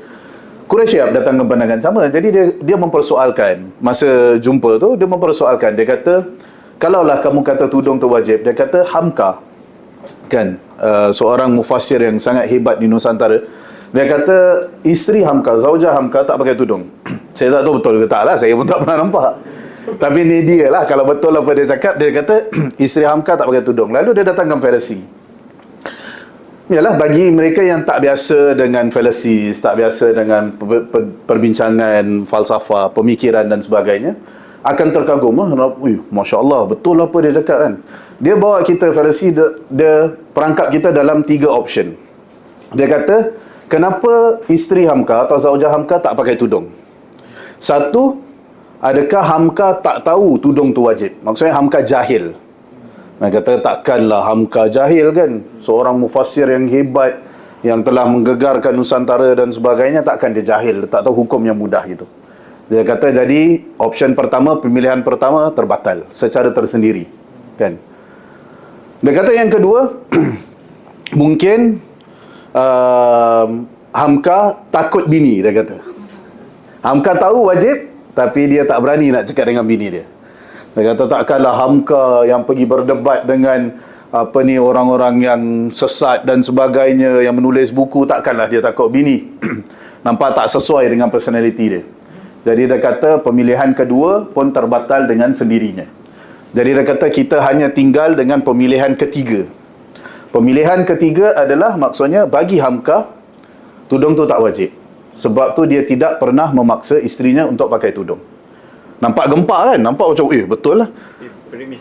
Premis dia kasi 3 premis, 3 option. Dia nak kamu bermain di sekeliling premis ni je lah. Itu fallacy dia. Yang menarik adalah Hamka ni penulis tafsir. Maksudnya dia mesti ada tulis tafsir tentang surah Nisa, surah An-Nur. Apa susah sangat, pergi tengok lah. Jadi terkenalah, dan masa tu mungkin saya pun lebih muda, kurang matang sikit, semangat muda tu, sangat semangat lawan tu, lawan mesti lawan tu kuat kan. Saya pun angkat tangan kan. Saya angkat tangan, saya tanya, tak boleh ke ada premis nombor 4? Tak boleh ke ada pilihan nombor 4? Dia buat satu peranjat, dia macam expect kita nak bincang ni. Saya kata fallacy lah, awak kasih 3, saya kasih 4, apa susah sangat? Taklah saya kata gitu. Saya tanya, boleh tak pilihan nombor 4? Dia tanya, apa pemilihan nombor 4? Saya kata, Hamkah datang pada zaman Nusantara ni, akidah masih belum kuat lagi, masih bergoyang, dan kita semua tahu tu. Kebanyakan fokus Hamka adalah akidah, di mana syirik masih berluas kuasa dan sebagainya. Boleh tak hukum fik bukan salah satu fokus Hamka? Dan memang betul, tengok perbincangan Hamka. Hamka bukanlah faqih, walaupun mungkin dia faqih, tapi perbincangan fik bukanlah forte dia, bukan bidang dia. Memang jelas siapa yang baca. Dia lebih kepada pemulihan masyarakat, kesatuan, perjuangan, melawan nasionalisme, melawan pemikiran-pemikiran yang nak ada. Sebab dia nampak masyarakat Islam tu memerlukan satu idea yang membangun. Dan sebenarnya pemikir-pemikir pada zaman dia, Maududi, Said Qutb dan sebagainya, kebanyakan bukan fokus fake. Sebab tu ramai orang kata, perbincangan ada baru-baru ni saya tak follow sangat, tapi orang kata Said Qutb tak tahu fake lah apa dan sebagainya kan. Memang bukan fokus mereka. Memang bukan perbincangan mereka. Macam kalau lah waliyazubillah satu hari saya jadi penulis, kamu nak datang pada penulis saya dan kamu nak baca tentang Islamic banking dari saya. Kamu kata dia ni memang songsang dari Islamic banking. Dan saya kata saya memang songsang. Bukan bidang saya, bukan forte saya, bukan minat saya dan bukan apa yang saya nak. Jadi saya kata boleh tak pada zaman tu Hamka dia punya fokus bukan fake. Jadi tak macam tersinarlah pandangan-pandangan fake dia. Tapi saya kata untuk kita selesaikan premis Profesor Quraisy Shihab dan premis saya masih andaian, saya andaian, dia andaian. Saya kata nak selesaikan senang, kita rujuk kepada tafsir Al-Azhar, kita tengok pandangan dia. Tapi tak adalah, dia tak ada, saya pun tak ada. Dia kata tak ada. Hamka tak sebut. Balik tu first saya bagi rujuk. Dah ada betul. Hamka kata menutupi kepala, dan pandangan mazhab Syafi'i menutupi kepala bagi wanita itu adalah hukumnya wajib. Menutupi rambut dan kepala. Jadi di sini kadang mereka akan main pusing-pusing kat situ. Bila kita tak rujuk balik, kita tak tengok balik, kita nampak macam gempak. Dan itu juga sama dengan feminisme. Saya minta maaf, saya terus pergi kepada, masih ada waktu lagi sikit Boleh kita tengok kepada 4 prinsip mereka. Jadi mereka ada 4 prinsip utama yang mereka gunakan. Dan bila tengok perkataan-perkataan mereka pun memang nampak macam intimidated, nampak macam pandainya mereka, hebatnya mereka. Sekali lagi, kita cuma nak kena pecahkan je istilah-istilah ni. Jadi saya akan pecahkan lah, atau saya akan gunakan istilah yang lebih sesuai untuk kita. Yang pertama, mereka kata hadis itu tidak boleh bercanggah dengan tauhidik paradigm. Bagi mereka, tauhidik paradigm maksud mereka adalah tidak boleh bercanggah dengan tauhid. Dari segi teoretikal, itu adalah prinsip yang sangat kuat. Sebab tauhid ni benda penting. Kalau datang hadis yang bercanggah dengan tauhid, maksudnya hadis itu sebagai epistemic value, sebagai epistemology, telah bercanggah dengan satu worldview yang paling besar. Paling besar kita nak adalah tauhid lah. Tak boleh syirik kepada Allah. Jadi kalau ada apa-apa amalan kita, source kita atau rujukan kita yang bercanggah dengan worldview kita paling besar, kita perlu tolak. Jadi secara teori, benda tu memang logical. Jadi bila orang baca kitab-kitab feminis, orang akan kata betul lah, saya pun kata betul, kita setuju secara teori. Tapi bila kita bawa teori tu kepada praktikal, bila kita cuba applykan teori tu, kita kata tak, kita berbeza kat situ. Secara permulaan, akan ada analisis kat bawah, saya buat analisis. Persoalan pertama saya tanya, mana ada ulama yang kata lelaki ni adalah godlike atau syibih Tuhan, syibih ilah? Ada tak? Mana-mana ulama hadis atau ulama-ulama fiqh mana yang kata? Sebab mereka kata tauhidik paradigm kata Allah di sini, yang lain semua makhluk, khaliq dengan makhluk. Tak kira lah lelaki, perempuan ke binatang ke apa dan sebagainya, hanya khaliq dengan makhluk. Dia kata hadis seumpama meletakkan lelaki itu man dalam godlike situation. Jadi maksudnya Allah, lelaki, ada satu tangga antara wanita dengan lelaki, antara Allah dan wanita, ada lelaki, baru makhluk-makhluk lain. Jadi dia kata, bukan orang kata lelaki tu Tuhan, godlike, tapi godlike. Dan macam antara Tuhan dengan makhluk yang lain. Jadi prinsip ini digunakan antaranya Khalid Abu Fadl dan sebagainya menggunakan untuk kritik hadis yang ada dalam Sunan Tirmizi, Abu Daud dan Ibn Majah. Nabi SAW mengatakan, jikalau sujud, hadis sujud, betul, semua tahu jikalau aku menyuruh seseorang untuk sujud kepada makhluk yang lain, sudah pasti aku akan menyuruh wanita untuk sujud pada suaminya. Dan mereka kata hadis ini secara jelas membawa kepada syirik, patriarki, misogynistik, tak membawa kepada egalitarian society. Biasalah perkataan-perkataan orang yang orang sebut macam zikir tu kan. Bila baca dah naik hafal dah, androcentrik lah apa dan sebagainya. Tapi dia sebenarnya bukanlah perkataan-perkataan yang susah pun. Once kita dah faham, kita akan nampak. Itu hadis yang mereka kritik. Seterusnya, hadis nombor 2, asyu'mu fi thalath. Hadis dalam Sahih Bukhari. Nabi SAW mengatakan asyu'mu ini. Asyu'mu ini telah diterjemahkan dalam pelbagai percakapan dan ulama juga ada perbezaan pandangan, tapi hadis ni hadis sahih dan sering dikritik oleh feminis. Saya tak pasti ramai yang pernah dengar, tak hadis yang famous lah. Kalau diterjemahkan secara literal, kita mungkin akan mengatakan kesialan atau perkara yang sial itu. Betul tak? Itu secara literal. Jadi kalau dalam English dia kita translate sebagai inauspiciousness, iaitu perkara yang tak auspicious, perkara yang tidak membawa berkat, perkara yang sial lah, atau kesialan terletak pada 3 perkara.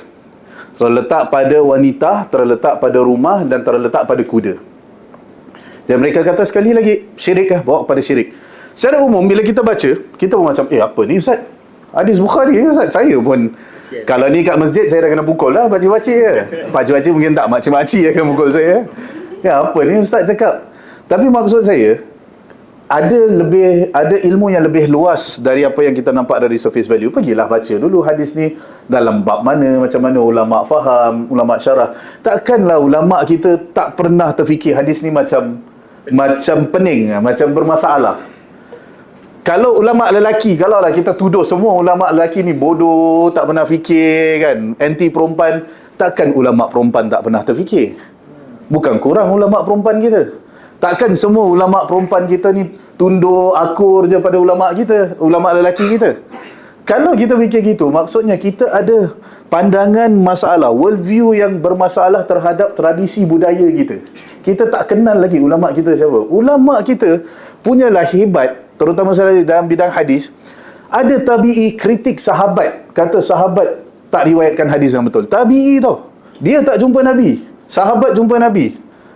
Sa'id bin Musayyib kritik Ibn Abbas, Ibn Abbas jumpa Nabi, tapi diorang tak jauh umur lah, sebab Ibn Abbas antara sigar sahabat. Tak jumpa Nabi, dia kritik, dia kata Ibn Abbas tak riwayatkan hadis dengan betul. Orang yang tak jumpa Nabi kritik orang yang jumpa Nabi riwayatkan hadis tak betul. Ulama kita hebat macam gitu. Ulama kita bukan cikai-cikai bawah-bawahan je. Ulama kita bukan, alah ni hadis tak apalah, pasal perempuan kita tutup mata je. Takkanlah ulama kita macam gitu.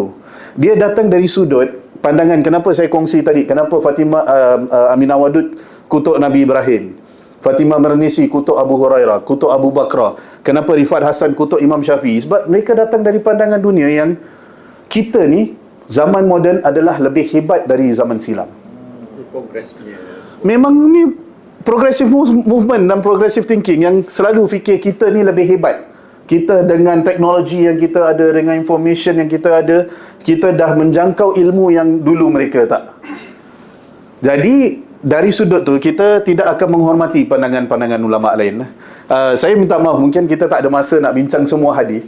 Pada asalnya saya tulis artikel ni, saya tak bincang saya tak rod hadis tu pun, walaupun hadis tu nampak macam bermasalah kan bagi orang yang baca. Saya tak rod hadis. Saya pasal niat artikel adalah untuk rod prinsip dia dan bukan hadis. Kalau nak rod setiap hadis, saya tulis buku dah lah kan, kritikan feminisme terhadap hadis ke apa. Saya nak rod prinsip yang mereka gunakan untuk kritik hadis. Sebab bagi saya patahkan prinsip, semua akan ikut serta lah. Kalau saya patahkan satu hadis, nak kena naik sampai ke prinsip. Tapi reviewer marah. Reviewer kata, kau tulis ni nampak macam kau sokong feminism, dia kata. Tak nampak rod kau terhadap setiap hadis. Jadi bila nampak analisis tu, saya kena tambah 2 line bagi setiap hadis. Hadis pertama, ini ulama kita kata. Jadi kalau siapa ada nak baca lebih lanjut, boleh baca. Sebab ini bukan bacaan untuk orang awam pun. Ini bukan untuk makcik-makcik yang tak ada basic lah. Ini untuk pemikir-pemikir yang hebat yang kat sini, yang tidak senang tergugat dengan syubhah-syubhah yang ada. Sekurang-kurangnya kalau tak pasti pun kita macam, saya akan rujuk balik lah apa yang disebutkan. Nombor 2, mereka menggunakan, dan ni istilah Aminah Wadud sendiri, dia mengatakan hadis-hadis yang bercanggah dengan Quranic worldview, iaitu apa-apa yang bercanggah dengan pemikiran dunia Quran. Dan apakah pemikiran dunia Quran? Dia bukan bercanggah dengan ayat Quran, tapi values yang boleh kita ambil dari Quran. Dan apakah values ini? Values ini adalah generic values. Sebagai contoh, justice, keadilan, egalitarian, iaitu kesamarataan, kesaksamaan, benda-benda macam itu. Yang membawa masalah, tadi yang first tu, prinsip pertama, theoretically, secara teori kuat. Prinsip kedua, secara teori tak kuat. Kenapa? Sebab apa itu justice yang kamu maksudkan? Kamu kata ini adalah Quranic worldview. Tapi dia bukan Quranic worldview. Kamu cuma ambil universal values yang mungkin terdapat persamaan di dalam Quran. Jadi seumpama kamu dah ada ni kita panggil exegesis dengan eisegesis. Exegesis kita biasa dengar, exegesis, iaitu penafsiran Quran. Eisegesis, eisegesis, eisegesis maksudnya adalah kamu dah ada preconceived ideas, lepas tu kamu pergi ke teks, kamu nak tafsirkan teks itu untuk menyokong ideas kamu. Jadi yang mereka buat bukanlah exegesis, mereka buat adalah eisegesis. Suggestion ni dia jadi macam double movement tu juga. Double movement boleh dikira sebagai eisegesis, betul. Betul, sebab double movement memerlukan dua. Untuk satu, kita melihat pada tu dan bawa balik kepada realiti. Boleh dikira sebagai eisegesis, walaupun dia lebih kompleks dari eisegesis normal. Dia sebenarnya lebih prinsipal dia lebih kurang macam nak memahami realiti semasa dengan hadis atau teks. Betul. Dia bukan sebenarnya nak memahami realiti semasa, dia lebih nak menghidup realiti semasa tanpa melepaskan hadis. Jadi dia lebih macam struggling. Macam hadis ni satu tali yang kita susah nak pegang ni, tapi kita tak nak lepaskan juga. Lepaskan jadi Quranis. Jadi kita nak pegang juga. Saya minta maaf kalau ada siapa yang terpaksa pergi, kita dah terlepas sepanjang. Akhir zaman dia yang menunggang lah, istilah dalam Melayu sebut menunggang. Macam menunggang, tapi menunggang macam ganas sikit. Kalau bacaan hadis akhir zaman ni betul. Bagi mereka, hadis akhir zaman semua adalah hadis, bukan sunnah. Bukan sunnah. Jadi boleh ditolak, boleh diterima, tak kira lah Sahih Bukhari, Sahih Muslim, prinsip yang sama. Mereka datang dari sudut pandangan tu. Jadi sebagai contoh, hadis akhir zaman yang jelas, walaupun feminisme secara umum jarang bincang hadis keluar dari kerangka feminisme, keluar dari kerangka wanita, jarang. Tapi mereka ada. Sebagai contoh, hadis akhir zaman, perperangan terakhir kita adalah bersama Yahudi. Topik yang sensitif sikit. Tak kira lah kamu terjemah Yahudi itu sebagai Yahudi mana, Yahudi Barat, Yahudi apa dan sebagainya, kan pelbagai terjemahan atau tafsiran. Tapi kita akan peperangan terakhir kita dengan Yahudi. Mereka tolak. Mereka kata itu adalah teks dokumen, historical text, yang kita tak nampak sebagai satu perkara yang valid. Kenapa mesti ada peperangan perkauman terakhir dan kenapa antara dua je? Dia kata, kenapa tak boleh ada pelbagai cara lain untuk dunia ini berakhir lah? Dalam peace ke, dalam apa ke, atau bom meletup semua mati ke, tak ada orang lain ke, macam-macam cara lain. Kenapa kena macam itu? Untuk mereka itu adalah historical text. Jadi historical text bukan mereka tolak sepenuh-penuhnya. Jadi saya berlaku adil pada mereka, tapi dia teks yang boleh dikaji semula, boleh dipakai, boleh ditolak, boleh dilihat semula, boleh direview dan sebagainya. Jadi bila prinsipal dia tak kuat, yang pertama prinsipal kuat, cuma application dia bermasalah. Yang kedua ni prinsipal dia sendiri kita berbeza pandangan. Jadi dalam analisis saya kata, kalau semua hadis yang tidak promote equality kita perlu tolak. Mereka kata kena ada absolute equality. Absolute equality ni bukan equity. Kebanyakan kita ahli sunnah wal jamaah atau traditional lah, konservatif. Sekali lagi saya minta maaf, cara saya cakap macam mereka ni macam puak yang lain. Mereka ahli sunnah wal jamaah insya-Allah.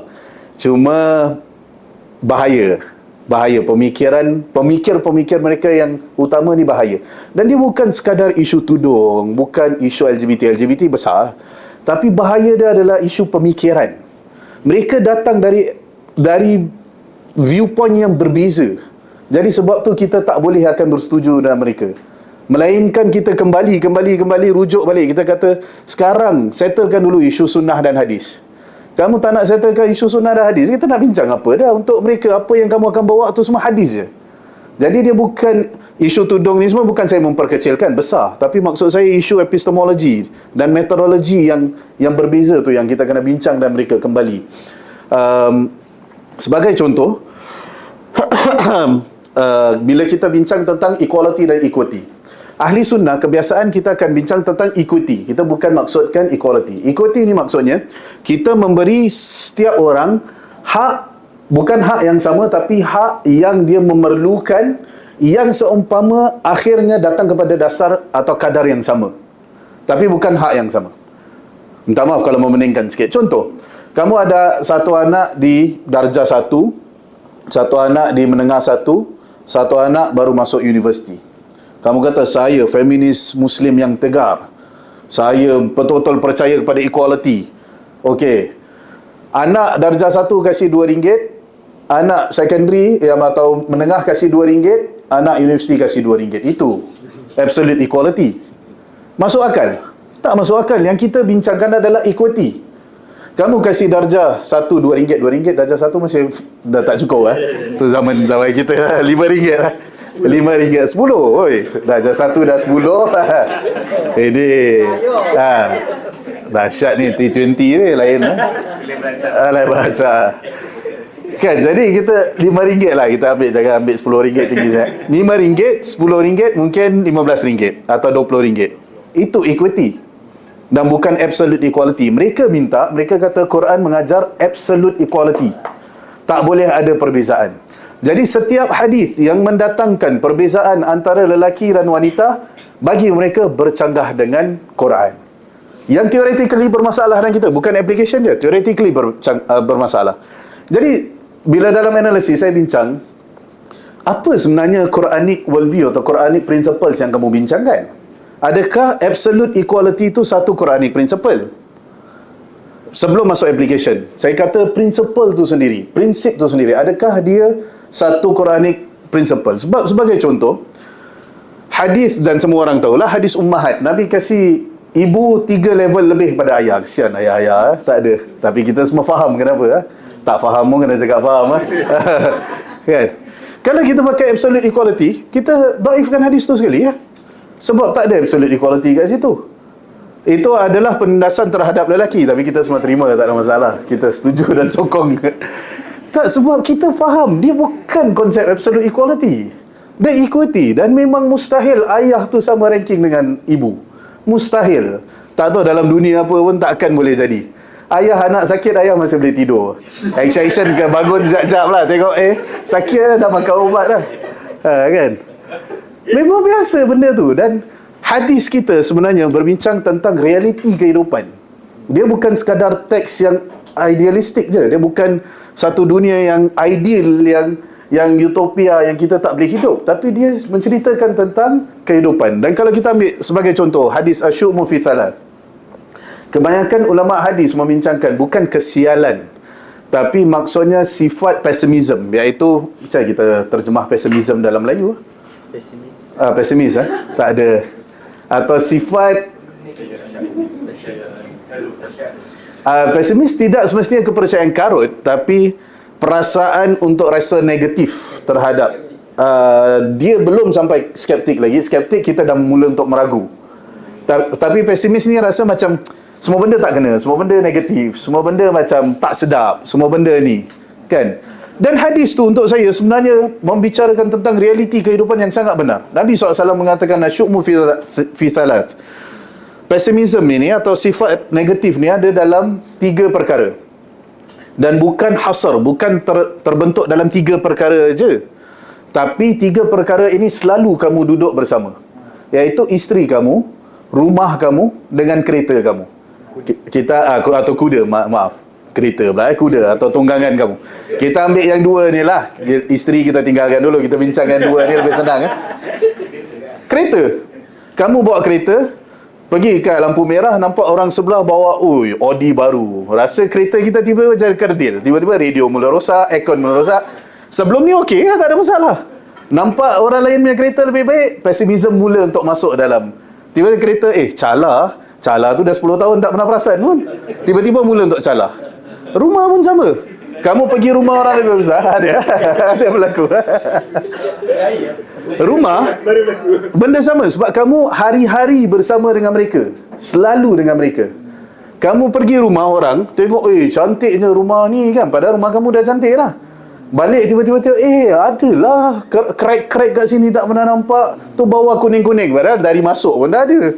Tak pernah perasan. Tapi bila kita dah nampak benda lain, pesimism mula untuk masuk. sama juga dengan pasangan, dan dia ada mafhum mukhalafah kat situ, lelaki dengan wanita, kan? Dan saya minta maaf lah saya cakap ni, tapi realiti dekat rumah suami minta isteri buat kain, tak tahu buat sendiri ke apa. Pergi kerja tak minta pun orang bukakan cili sos kata. Saya tak tahulah. Saya dengar cerita. Kita orang jauh, kita tak faham lah. Tak ada. Kat sana tak ada. Bukan cili sos. Tak ada cili sos. Jadi pesimisme mula untuk masuk. Maksudnya kita nampak perkara lain yang tak selalu dengan kita, nampak mulia, tapi yang selalu dengan kita ada pessimistic values. Kita nampak negatif kat situ, kan? Dan dia sama dengan mafhum mukhalafah dia lah. Kalau wanita nampak lelaki, sebab Nabi tengah address lelaki. Kalau lelaki nampak wanita, wanita pun akan nampak lelaki lah, sama. Tengok drama Korea, sweetnya lelaki ni, kenapalah suami aku tak macam ini, kan? Tu drama je. Orang yang sama dalam realiti pun tak macam kat drama. Apatah lagi nak jumpa orang lain, kan? Jadi kita akan nampak perkara tu. Jadi untuk saya, hadis Nabi SAW sebenarnya membicarakan realiti kehidupan yang kadang tanpa pemahaman yang betul kita tak nampak. Last dua, saya minta maaf mengambil masa yang panjang. Yang ketiga, mereka menolak hadis apabila mereka kata hadis itu termasuk dalam Israiliyat. Dan secara teori, perkara ini ada dalam tradisi kita. Theoretically, tafsir dan hadis ada juga. Sebagai contoh, Dr. Hussein Al-Zahabi ada menuliskan Israiliyat fi tafsir wal hadith dan sebagainya. Saya rasa kitab dah diterjemahkan dalam bahasa Melayu, kan? Mungkin kot. Ada bagaimana cerita-cerita Israiliyat termasuk dalam tafsir kita dan syarah hadis kita dan sebagainya. Antara ulama Azhar yang menulis kitab tu. Tapi mereka mula untuk menolak setiap hadis yang mereka kata ada persamaan dengan Israiliyat. Secara teori dia 50-50. Yang prinsipal pertama secara teori kuat. Prinsipal kedua secara teori tak kuat. Yang ketiga ni secara teori dia acceptable. Sebab kita boleh terima ada beberapa unsur-unsur Israiliyat termasuk dalam tradisi kita. Sebab itu ulama mempunyai 3 pandangan terhadap Israiliyat yang semua dah tahu. Israiliyat yang muafiq atau yulaim dengan tradisi kita, yang align, yang bersamaan dengan tradisi kita, kita boleh terima. Yang yukhalif, yang yu'arib, yang bercanggah, kita memang kena tolak. Tapi ada yang la yulaim, la yuwafiq, wa la yukhalif. Dia neutral. Dia cerita yang tidak bercanggah dan tidak bersama atau tak sama lah. Kan dia neutral. Ulama kata tak apa, biar je. Nak ambil boleh, tak nak ambil boleh. Dan banyaklah cerita-cerita Israiliyat, sebagai contoh bentuk jin, tanduk apa dan sebagainya tu. Cerita Israiliyat, dia tidak semestinya perlu ditolak, tidak semestinya perlu diterima. Jadi dalam Israiliyat kita bukan ambil semua rejection je, bukan semua menolak je. Kadang kita terima, kadang kita tolak, kadang kita neutral, tak ada masalah. Nak ambil, tak nak ambil, tak ada masalah. Bagi mereka, datang hadis yang ada unsur-unsur Israiliyat, mereka tolak. Mereka kata sebab ini adalah budaya lain yang telah dimasukkan dalam budaya kita. Dan hadis yang mereka bawa adalah hadis tentang perciptaan tulang rusuk, betul. Penciptaan Hawa dan Nabi Adam alaihi salatu wassalam, iaitu dari tulang rusuk. Mereka kata ini adalah hadis yang diambil oleh Israiliyat. Malah Rifat Hassan membawa pandangan yang menarik, yang saya sebelum ni pun tak tahu. Bila saya baca kitab dia baru saya tahu. Saya tak tahu ada orang lain yang ambil pandangan ni, atau secara umum feminisme percaya pada pandangan ini atau tidak. Tapi Rifat Hassan, salah seorang tokoh feminisme Islam, percaya pada ni. Dia kata dia nampak macam dia percaya, cuma dia masih mendatangkan ihtimalat atau mungkin possibilities. Dia datangkanlah andaian. Dia kata sebab Allah SWT mengatakan Allah SWT mencipta min nafsin wahidah, kan? Min nafsin wahidah, Allah SWT menyebutkan nafsin wahidah, dia kata adalah muannas. Jadi dia kata mungkin perciptaan pertama adalah Hawa dan bukan Nabi Adam. Sebab Allah SWT menyebutkan dicipta dalam Quran. Dia kata dalam Quran disebutkan nafsin wahidah muannas. Jadi dia kata probably, kemungkinan Nabi Adam yang dicipta dari Hawa dan bukan Hawa dicipta oleh Nabi Adam. Dan menarik, saya kata, yang kata kita penyokong feminisme Islam dan sebagainya, korang baca ke tak buku dulu? Bacalah dulu baru kita bincang. Kita pun nak adil pada orang. Bacalah dulu baru bincangkan dan sebagainya. Dan ada dibincangkan dalam ni lah.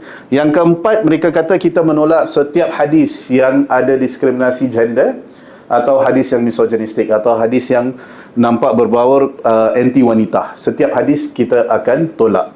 Dan ni juga menjadi masalah kerana dia sebenarnya berbalik kepada prinsip nombor 2 itu, iaitu Quranic worldview.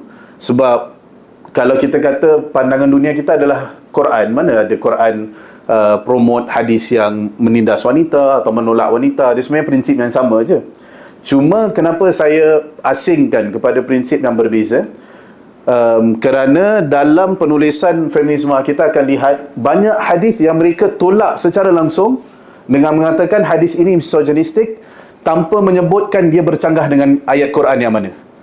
Maksudnya kalau nombor 2 tu dia akan kata oh ini bercanggah dengan prinsip Quran yang ini atau ayat yang ini.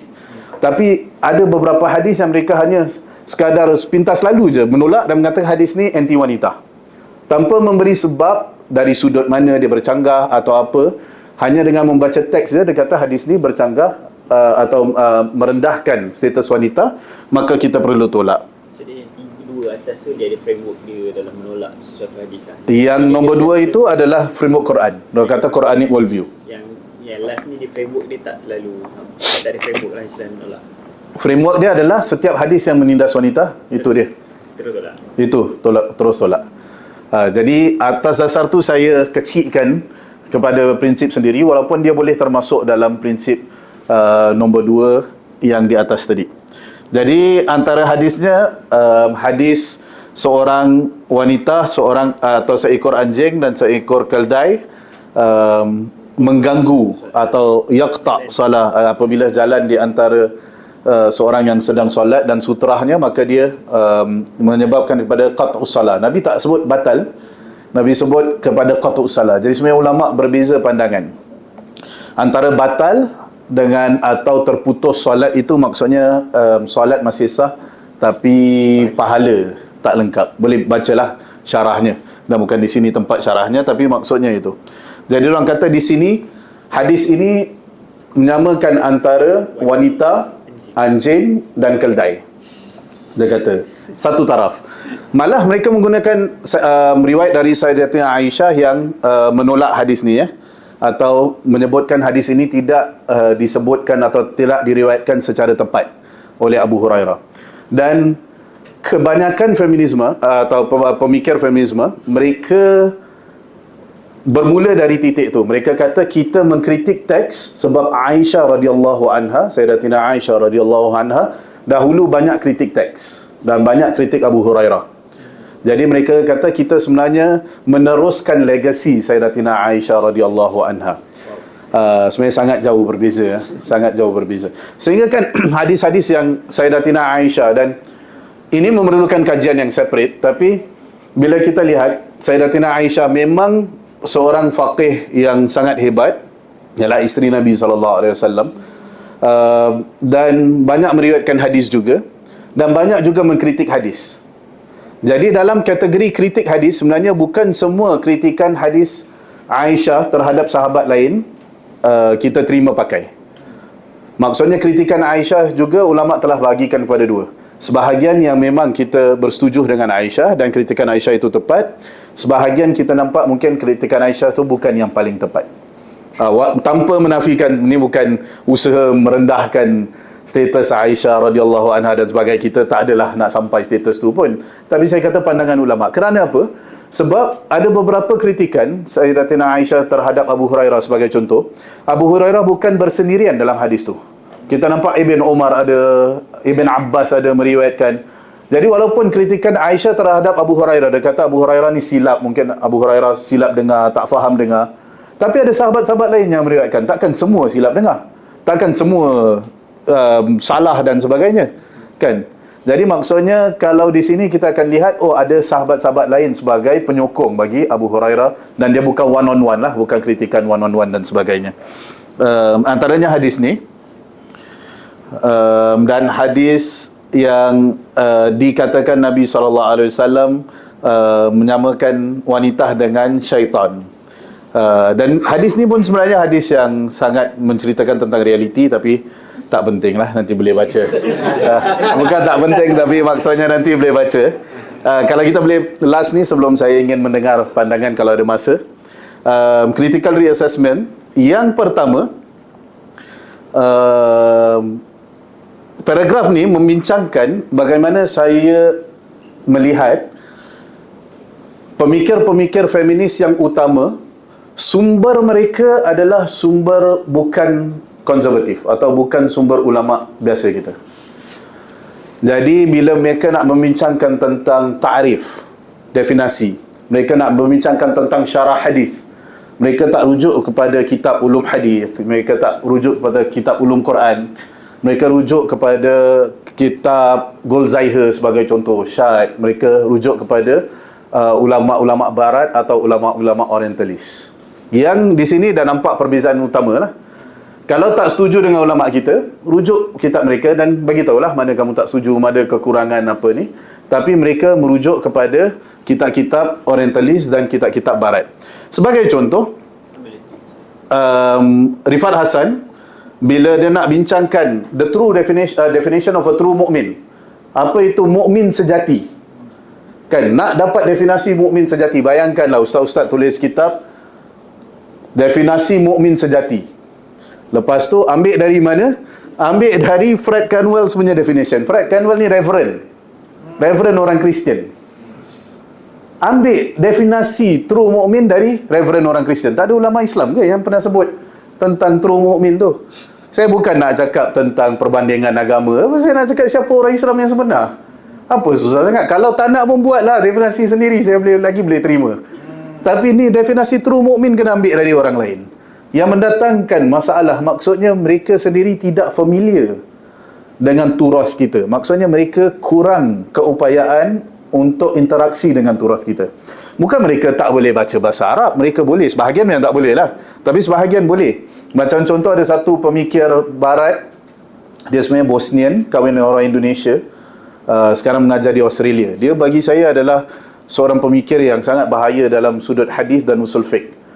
Bahaya maksudnya idea-idea dia bahaya. Adis Dudarija, pernah dengar? Adis Dudarija, dia kahwin orang Indonesia. Dia PhD di UM kalau tak silap saya, atau dia pernah di UM lah, lama di UM. Kahwin orang Indonesia, boleh cakap Melayu. Adis Dudarija, dia memang mengaku diri dia progresif Muslim. Bukan mengaku diri progresif Muslim je, dia antara orang yang menyokong progresif Muslim sebagai pandangan atau mazhab Islam utama. Hadis Dudarija, orang Bosnia. Boleh, buku dia banyak. Saya rasa dia dah tulis lebih dari 20 lebih buku dan articles. Memang famous. Pernah dalam Facebook, Hadis Dudarija ni, Allahu'alam dah jadi bab lain. Saya kata nak habis, minta maaf. Tapi antaranya Hadis Dudarija, dia aktif dekat Facebook, korang boleh tengok. Waktu COVID tu, dia datangkan satu pandangan yang sangat pelik, yang saya tak pernah nampak ada orang lain datangkan pandangan tu. Sebab dia rasa diri dia progresif. Dia kata ethos ni boleh berubah.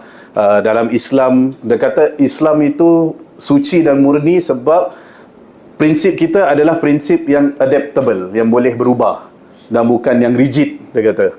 Jadi dia anti Salafi, dia kata Salafi ni rigid dan sebagainya.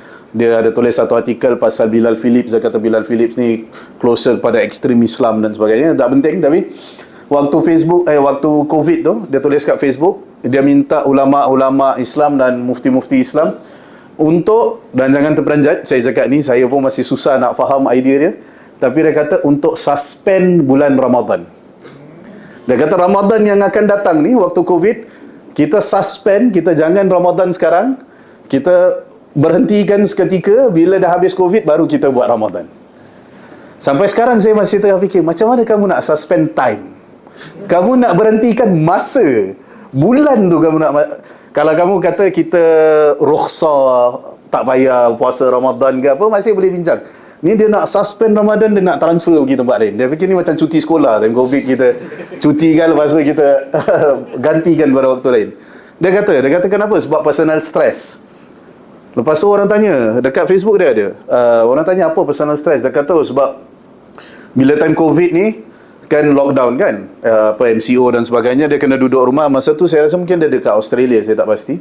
Dia kena duduk rumah, jadi 24 jam kat rumah dengan keluarga, dengan isteri. Jadi dia cakap dia kena masakkan anak dia, dia kena layan anak dia, dia kena ajar.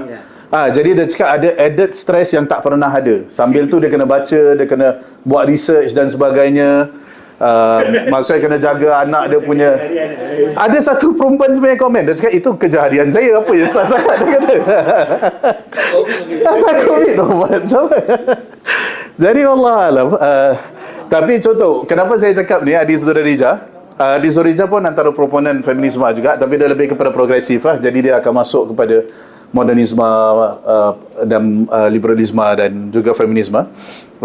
Adi Zuridija ni ada orang pernah tanya dekat Facebook, kau ni sebenarnya bising-bising kau boleh baca bahasa Arab ke?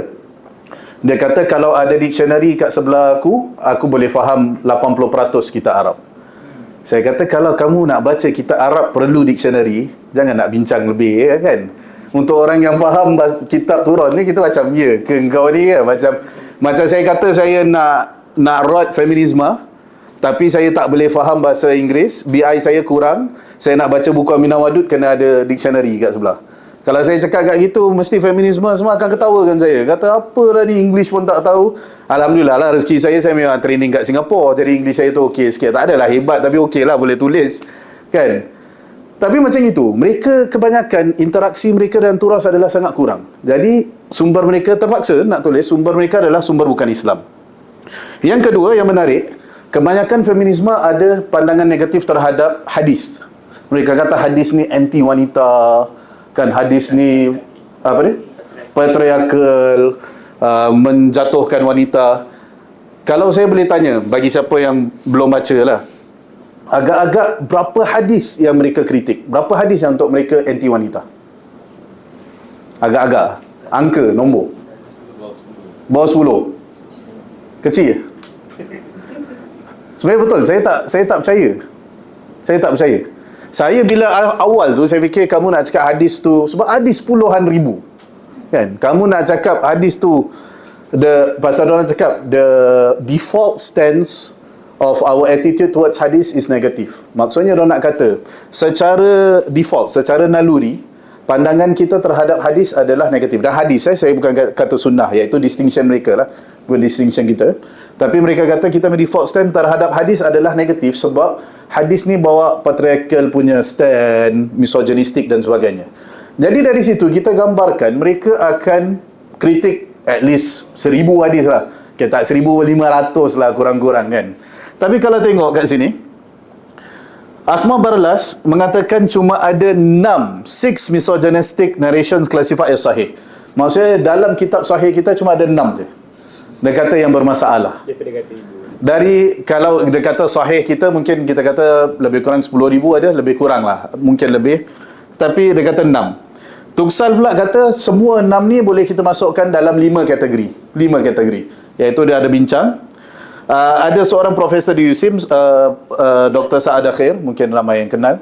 Dia buat PhD dia tentang feminist attitude towards hadith. Saya minta, saya tak kenal dia personally, tapi bila saya buat kajian ni, saya nampak dia, saya email dia.